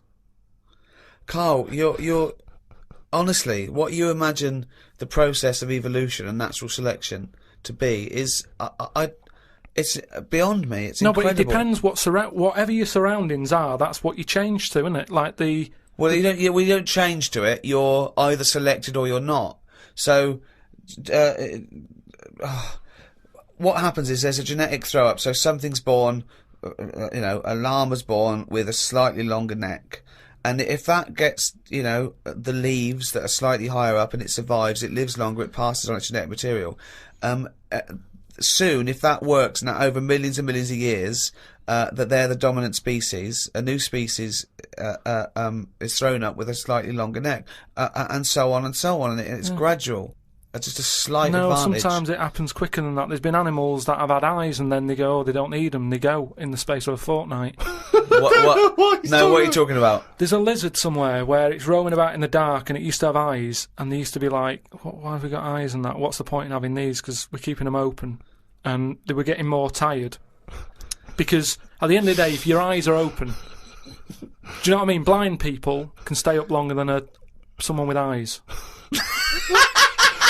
Keep going. I want to follow this through to its natural conclusion. Keep going. There is nothing to do. Right. The first signs of you getting tired, you go, oh, my eyes, I can hardly keep them open. Yeah. So a blind person doesn't get that. because they can roam about with them shut like that. So they never sleep, do they, blind people? Well, they sleep, but they don't need as much because their eyes aren't stinging. All guessing, all guesswork, and all nonsense. I mean, all nonsense. Well, hang on, fair enough. Okay, even if we accept that to be true of blind people, what was happening with the lizards? The lizards were going, I can't believe this is mad. We don't need our eyes. We're down underground. What's the point? Jeff, Bill, let's just no longer use eyes. Well, they were just like, in a way, it's better if we keep our eyes shut to keep the soil out and stuff. And then over time, they were like, oh, my eyes are stuck. Like the time when... For a fortnight, you said? No. It's over hundreds of millions of years. And the other thing is, it's not the case that there's no will to evolution. What happened was that a blind one had no disadvantage, so he was selected better than one with eyes that maybe would find it irritating or getting in the way. You know, just like a snake, it's not a disadvantage for a snake to lose its legs because it's selected, and then it's an advantage because they can get into places that where legs would get in the way. Like I've said before, right? You see like a little fella, like a midget or a dwarf or something. Right. Who's to say that isn't the way we should be? Do you mean, how do we know that... Well, everybody looks at them and goes, oh, look, there's a little fella. But really, it doesn't matter. If we were all like that, the world would be a better place because it's bigger, so there's more to see. Whereas for us, we're getting bigger all the time. The world isn't growing, so there's less to see for us. So for a midget, the world is brilliant. So I'd say it'd be good if we do go backwards as opposed to forwards. Instead of us getting bigger all the time... do you want a cup of tea? No, I'm not sure off, mate. I'll leave you to it. Do you know what I mean, though? We haven't got any... We've only got instant coffee as well. No, yeah, I might pop out for something. But what I mean is, they always say, I'll make it. the body's... No, thanks, mate. But tell me when he's finished. I'm just saying the body's getting bigger. And instead of going forward... No sugar for me, thanks. Do you want milk, though? Yeah, milk. Forget it. Some scientists have come up with a cure for bird flu. It's somewhat to do with some stuff in horses. They gave the flu to a mouse and then injected it and it's well again. I think we should stop coming up with cures for things as the germs are just getting stronger and stronger. I reckon by 2020, germs will be so big that we will be able to see them in the air. They will no longer be little particles. You wouldn't swallow one. If you did, it won't be the germ that will kill you. You'll just choke to death. I think that's how we'll die in the future. Choking on enormous giant germs. And they'll be like rampaging around the cities, will they? I'll tell you what though, right? I'm getting worried now because the stuff he believes and thinks of, I mean, it could be mental. Do you know what I mean though? Like a proper paranoid sort of, one of those people that assume going to live in a loft covered in tinfoil. Yeah. Right? And pages of the Bible all the way around the... and Suzanne's after to put on some sort of spacesuit to come in and give him his beans on toast. Yeah. And he's going to have to polish each bean. That's what scientists do, isn't it? They just sort of think ahead of everyone else. That's what I'm doing. And the weird thing is, right, Steve, sometime last week, there was a science piece which was close to what I'd already said. Yeah. That they've got some germs that like eating sugar, right? They stick them in a lunchbox with a chocolate bar. Within an hour, it was gone. Right? And they say now these germs love chocolate and stuff. Did this scientist leave it near this fat scientist that works in the same laboratory? And he went, it's unbelievable. He said, Ted, he went, what? Right, I put the chocolate bar in here with the germ. I came, it's gone. That's amazing. Wow, that's brilliant, that. Do it again. What? Do it again. Leave another one, see if it happens again. So in the future, you're running around and germs are... eating chocolate.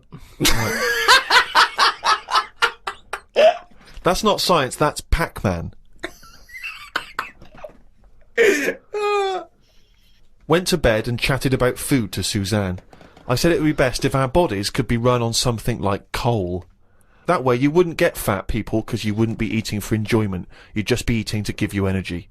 Suzanne said, why do you always take the nice things out of life? Because sometimes to think about the future, it's not going to be all good, is it? Look at the way we have to do things now that we sort of go, oh, I'm sick of this. But they do it for your own good. But you try and change the laws of the universe. Based on arbitrary whims. No, but we're always eating stuff. That's one of the things we do now, isn't it? As soon as we find a new creature like that frog that's been hidden away for like millions of years, you get someone who go, I wonder if we can eat that. Do you know what I mean? It's everything that's walking on the world, they sort of see what powers it's got. What powers it's got? No, like, if it can jump far, is it poisonous? Can you get anything out of it to save people? And then, can we eat it? They're the 3 things that they do with a new frog. Any creature... So what are they? Can it jump fast? Yeah. Has Is got it any poisonous? Poison in it that you can use to get rid of illnesses? Yeah. Can you eat it? That's the more first and 3 more- questions anyone asks. Do It they? seems to be the way, because you look at menus and that, how they're getting bigger and bigger now, and that's only because we're finding more and more species of stuff. Is it? Yeah. Yeah, if you look at some stuff on a menu, that octopus you eat, at some point that would have gone through the list of, right, what does it do? What's it got in it? What does that ink do? What does it taste like? Can it jump? Can it, whatever, well, they've done tests on it, haven't they, when we said about it being getting in a jam jar or something. Yeah. So it's all part of it. Everything's been tested. Everything.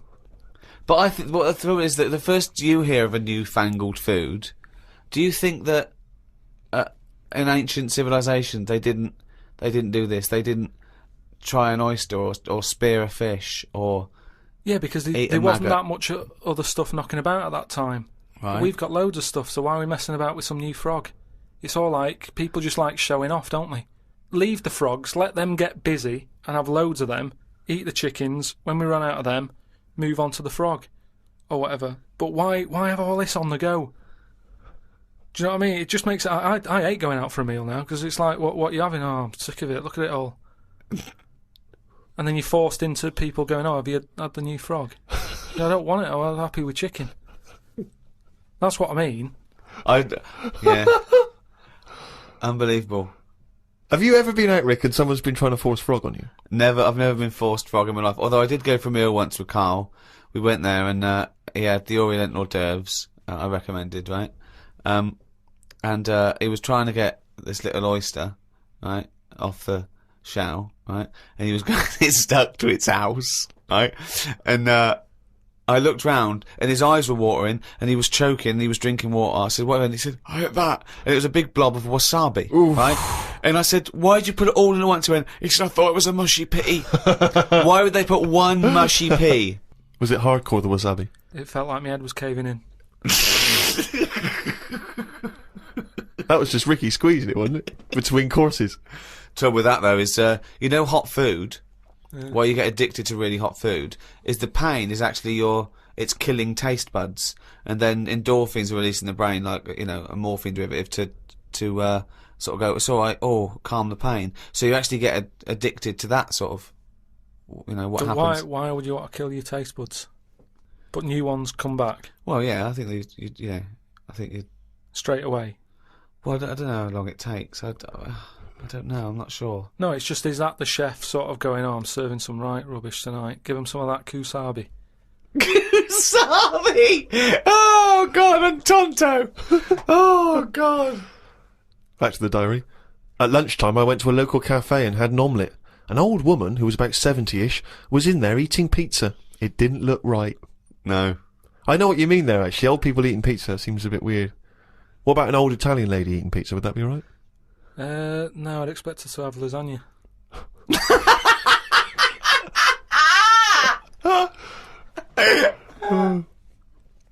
Told Suzanne that I had read that we will have spoken to aliens by the year 2025. Ricky once told me that if a lion could speak English, it still couldn't have a good chat with us because its life is different to ours. If that's true, we've got no chance with an alien. I'd be worried it could read my mind. I had that problem once years ago when I worked in a studio making cassettes. Some mind-reading woman was having some cassettes made. She waited while I did them. She had a small dog. I knew she was trying to read my mind, so I just thought about the dog. I thought that would confuse her, because she wouldn't understand why I was thinking about her dog. There's so many elements in this. There's a woman who can read. She used to... Read that again. Read that again. Okay, we're going to have an instant replay now. Any psychologist listening, or psychiatrists, or just, well, anyone really, listen to this, what Karl's put in his diary. Okay, Steve, away you go. I'd be worried that an alien could read my mind. I had that problem once years ago, when I worked in a studio making cassettes. Some mind-reading woman was having some cassettes made. She waited while I did them. She had a small dog. I knew she was trying to read my mind, so I just thought about the dog. I thought that would confuse her, because she wouldn't understand why I was thinking about her dog. That's amazing. So, firstly, how did you know she was a mind-reading woman? Everybody who came in having cassettes done, you'd find out about what the job is. So, you know, if it's a band or whatever, it might be a police station needing blank cassettes to interview people. Yeah. And she had them to sort of use during a thing where they do mind reading and stuff. So Right. you get a recording of it. Yeah. And she was just there and she was staring at me like that, just looking over. And a dog was sort of looking worried, and they pick up vibes, don't they? No. They do. And why was it looking What do you worried? mean pick up vibes? Depends what you mean by pick up vibes. Dogs pick up loads of vibes and stuff. I read the other day how they can tell if someone's got cancer and Well, that. they can. Yeah, So it's one there's thing. a science behind that. They can smell different Yeah. at a cellular level. Yeah, you so know, it's the same 'cause it's sort of like thing. 70 times. But no, they can't go. The dog wouldn't even know you're an idiot. The dog. The even dog was sort of looking weird and stuff. It and then knew. She knew. was looking at me. But were they looking? I'm not being funny. Were they looking at the roundness of your head? Do you No, think? they were just looking at me, and I was sort of panicking a bit. And the more that I was thinking she's reading my mind, I was thinking she knows that I know that she's reading my mind. So I just stopped thinking about her reading my mind. Thought about the dog What were you thinking about the dog? just running about on a beach. He remembers what he was thinking. No, just so she thought, oh, hang on a minute, it's not his mind, it's the dog's mind I'm picking up. Oh, so you thought she'd go, oh no, I'm getting it all tangled up. I've got a cross line here. But why were you worried that she was reading your mind? Because you weren't thinking of anything unsavory. but- Don't. Oh, please. No, I'm just trying to get in his mind. It His doesn't rationale. work, Carl. No one can his- read your mind. No, but wait, what I mean is, even if, let's assume that you thought she could read your mind, why did you think that there was anything wrong with finding out what you were thinking?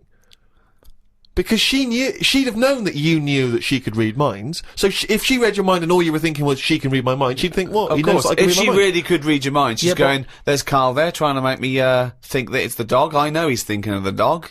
No, but when you sort of try and think of normal things, you think of mental things, don't you? So I was like, Oh, hold on, let's let that Go on. no, I just mean, like, you're going, oh, God, I best not watch what I'm thinking then. What It were you might have been thinking? anything. Tell me some of the thinking? mental No, there things was you might loads of think. things that was in there. Go Like, there on. was an old woman who used to annoy me in there, who used to give me socks all the time.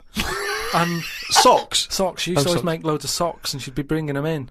And no matter what I did, no matter how much I sort of said, look, I'm sick of your socks, she kept bringing them in all the time. And they had, like, pictures on and that. I didn't want socks with pictures on. So I might have been sort of stood there going, oh, there she is with the socks, I'm sick of her.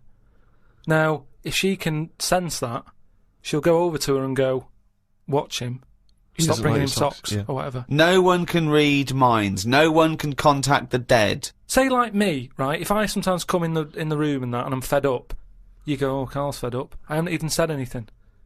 So it's just that. But that's innit? because you look like a miserable bastard. Yeah, and but- we know what that means. We're human and we understand facial So movements. it's a bit and like moods. that. It's a bit like that. It's a level down from No, that. no. She should be able to read your mind if you're locked in a safe. And she doesn't know who you are, and she doesn't know whether there's someone in there. No, that's what the that- double-blind test That is. would never work, would it? Because that means she'd never get arrest.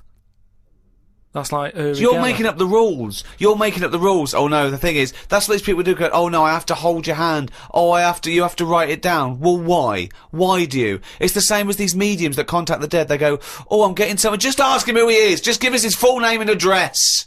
It's ridiculous. I know the fact that these dead people give him cryptic clues. Ask him about the toaster. What's your name? What's your name? Can't say my name. Might be an uncle. Just give me your fucking name. Back to Carl's diary, Friday the 31st. I read that some fella had been having an affair. His wife found out, so when he was asleep, she superglued his knob to his stomach, one of his bollocks to his leg, and glued his arse cheeks together, then chucked him out. If Suzanne did that, I would definitely not get back with her. Saying that, I would have woke up if someone was putting superglue on me arse. I'm quite a light sleeper. Is that what she did? Is it? Yeah, that's why I'm a bit cautious about wearing earbuds every night. The plunge things. Earbuds, Earbuds, right? So plunge that's things. so that's not called, right? Plunge things. He's like, he makes up words. They taught a chimp to talk, and the chimp had a better grasp of language after about a few years than Carl. Unbelievable. Yeah, that's why I won't wear buds and plunge things. I phoned him up the other day. He went, oh, just tried out those new earplugs that mould to your ear. You can't hear a thing except your own voice. And I went, oh, right, they're good, aren't they? He went, yeah. He said, it's weird hearing your own voice, isn't it? Because you're hearing it as other people hear it. I went, no, you're not. He went, you are. He said, you don't usually hear your own voice, because usually when you talk, you're talking over it. Woke up at 9:55 a.m. Soon as I woke up, I looked at Suzanne and she looked at me. I said, did I tell you about... I just think of him opening his eyes and looking at him. Okay, alright. Okay, so he opens his eyes, he looks at Suzanne, she looks at him. What question, Rick, do you think he immediately asks his girlfriend? Go on. What question do you think? Have a quick guess. Am I dreaming? I woke up, I said to my girlfriend, did I tell you about... I woke up, I looked at Suzanne, she looked at me. I said, did I tell you about the immune system? Did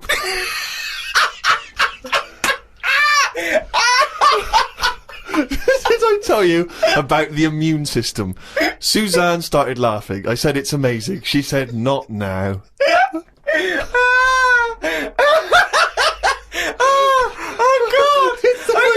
Springing into action, he zips up, his eyes are like... Did I tell you about the immune system? Oh, shut up, Carl. Put the kettle on. Oh, God! Oh, fucking hell! Was talking to Suzanne about how it's odd that Sundays are meant to be the day of rest. I thought God was meant to be born on a Sunday. Or was it the 7th day that he finished making the world? Imagine how good the world could have been if he'd given it an extra day. Sometimes it's best to give yourself a deadline, though, so you don't faff about.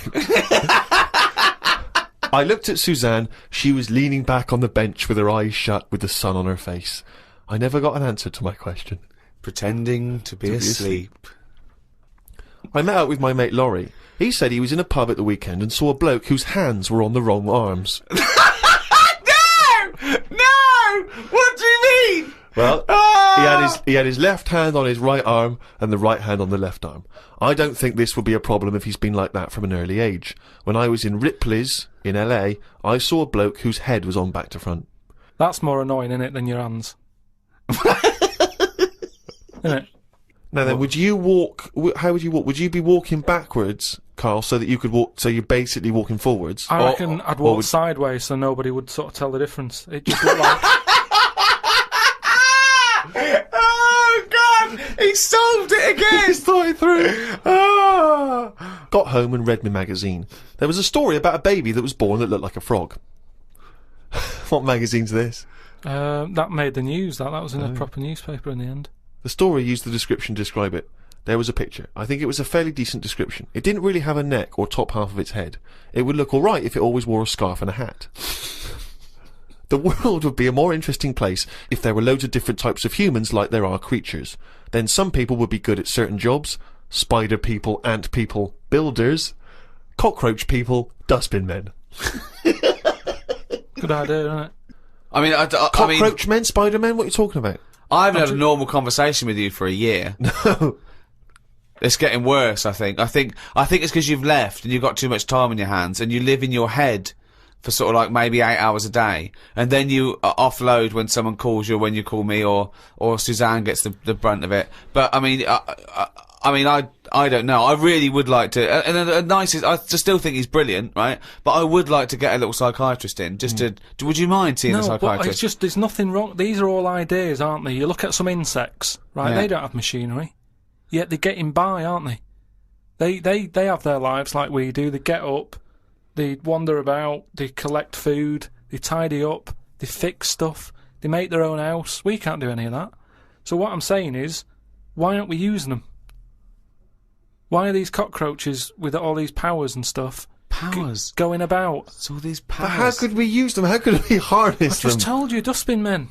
Or whatever that. No, you said that if they were also men, if they were cockroach men, we could use them. You've left a big bit out, but when that 1-inch cockroach becomes a 6-foot bloke wearing a jacket. It's just that we always use insects for like a bit of fun. You see flea circuses and all that, which is all very well, but I don't think it's getting the most out of them. Cockroaches can live without a head. I know. Could they still sort out the rubbish if they've got no heads? They could, couldn't they? Except if they were, because you know you want to use them as builders and dustmen, they couldn't whistle at pretty girls, could they? No, but they wouldn't be doing that job. They're just doing the bins. Okay. It's ants that are doing the building. Okay, I'm sorry. And are they getting up early? Are they They disturbing don't you? sleep, do they? But then they get you up even earlier. You hate it when the builders get you up at 7, then go to breakfast. Yeah, but it wouldn't go on as long, would it? Because the ants would be working hard. So it'd probably be one day of madness, but then it'd be finished. As opposed to builders just stood about whistling, doing nothing, going on for months. And is this ant 6 foot? No. About 3. 3 foot. So how many of them are there? About 30 of them. And what do they look like? Are they just a giant ant with a... Add that on. Just get on with it. I mean, it'd be weird for a bit, but with anything, you get used to seeing But things, Karl, don't you? again, this isn't an idea. It isn't a theory. You can't put this into practice because it doesn't exist. I know, I'm just saying. It's though, like, well, I mean, you wishing for ant builders is the same as you wishing that you didn't have to do any building and your house was just perfect, or you could just wish for it. What's the difference? Why go through this elaborate? But what I'm saying Weird, is isn't that it? your wish is you're not taking shortcuts. You see, it's the same people who goes, "Oh, I wish I could go back in time and put £1,000 on the Grand National." What you mean is you wish you had £1 million. Yeah. So don't worry about the time travel bit and put in you wish you were rich. Yeah. It's like, so you wish you didn't have to have builders round. That's what you're wishing for. So this elaborate thing of getting a 3-foot ant with a hard hat. Today I got an innovations catalogue. I thought I'd keep it because I like the stuff they sell in it. Brackets, one big slipper. What's that? One big slipper. just if you don't go out much. But you don't like slippers. No, but I think they're a good idea because they're just there to keep your feet warm. But why one big? Why not two smaller ones? So you can walk around. Yeah, one big slipper's just making it painful. It's and more sort awkward. of roomy, isn't it? Why do you think comfort. that's a good invention? One big slipper. How is that better than two smaller slippers? Because the problem is with slippers, right? You've already said how you nip across the road in them, right? So you muck them up and you have to buy some more. There's no way you'll be nipping to the shops in that one big one. That will always stay where it should be, by the sofa next to the telly. And you go, right, I'm in for the night now, where's my slipper? But couldn't I just put my feet inside a cushion cover or something? What? If you want, but it's only cheap, why not get one? You're right. They're only cheap. Why not get one? But then, Karl, why not get one big glove? If you're not going out, right, just get one big glove. You don't have to do anything, just one big glove. Pop your hands in one big glove. I'm not going out with gloves, you have to go out and touch stuff. Just one big glove. Why? Well, yeah, why bother putting trousers on? You've got to put legs in both. Why not just wear a skirt? Yeah, well, pop a skirt on, yeah. Just put on a lady's skirt or a lady's dress. It's one piece, isn't it then? Yeah. Just pop around in One a big lady's monocle, don't wear glasses, wear one big monocle. Yeah. I mean, it's stupid having two gloves. Two gloves, two slippers is mental. Anyway, I had a good sleep last night. So much so that I woke up before my legs did. I don't know what that means! This has happened before when I was younger. We used to have a phone in the bathroom so that if anyone called and we were on the toilet, you'd still be able to be available. My bedroom was next to the bathroom and the phone rang one morning. My mum and dad were at work and my brother and sister were out somewhere and the phone woke me up. So I jumped out of bed to answer it, but the bottom half of my body was still asleep and I fell to the floor. It's horrible. Has that ever happened to you? Well, hang on. I had to crawl for a bit and reached for the phone. It was a fella selling some bread to my dad for the shop. By the end of the call, my legs were working again. It's a weird sensation. What shop? My mum and dad used to have a butty shop. So Did they? But the thing is, just on the floor, top half, I had to sort of crawl, carrying my weight. And my legs were just like they weren't there. It's really, really weird. You mean you woke up with two dead legs, two pins and needles, legs? Are you feel sure them you weren't wearing just one big slipper? You've mentioned him before, Steve, this Peeps fella. Yes. Has he done anything else apart from a diary? Because now I've done a book and a diary. That means you're better than Peeps, Well, is what you're thinking, isn't it? I'm not going to say that until I know, but what else did he do? Well, Peeps wasn't a writer predominantly. I Right. believe he was, like a bureaucrat or something. But he kept a diary which has since become a historical landmark. And what did he say in it? What did he say in it? Well, it's again more because it's both well written and it's also an amazing insight social into document a social as well. document. Yeah, Yeah. it's a social document. I of mean, that yours is period. a social document, but it sort of revolves around having egg and chips and a calf and seeing a ladybird, which, you know... But that's today's living. That's Well, what I'm saying but his describes the Great Fire of London, which is what it's most. Yeah, it's but best we haven't remembered had for. one of them. If we had one, I'd write it down. I'm only writing what's happening. The ladybird happened, right? I wrote it down. He was just lucky.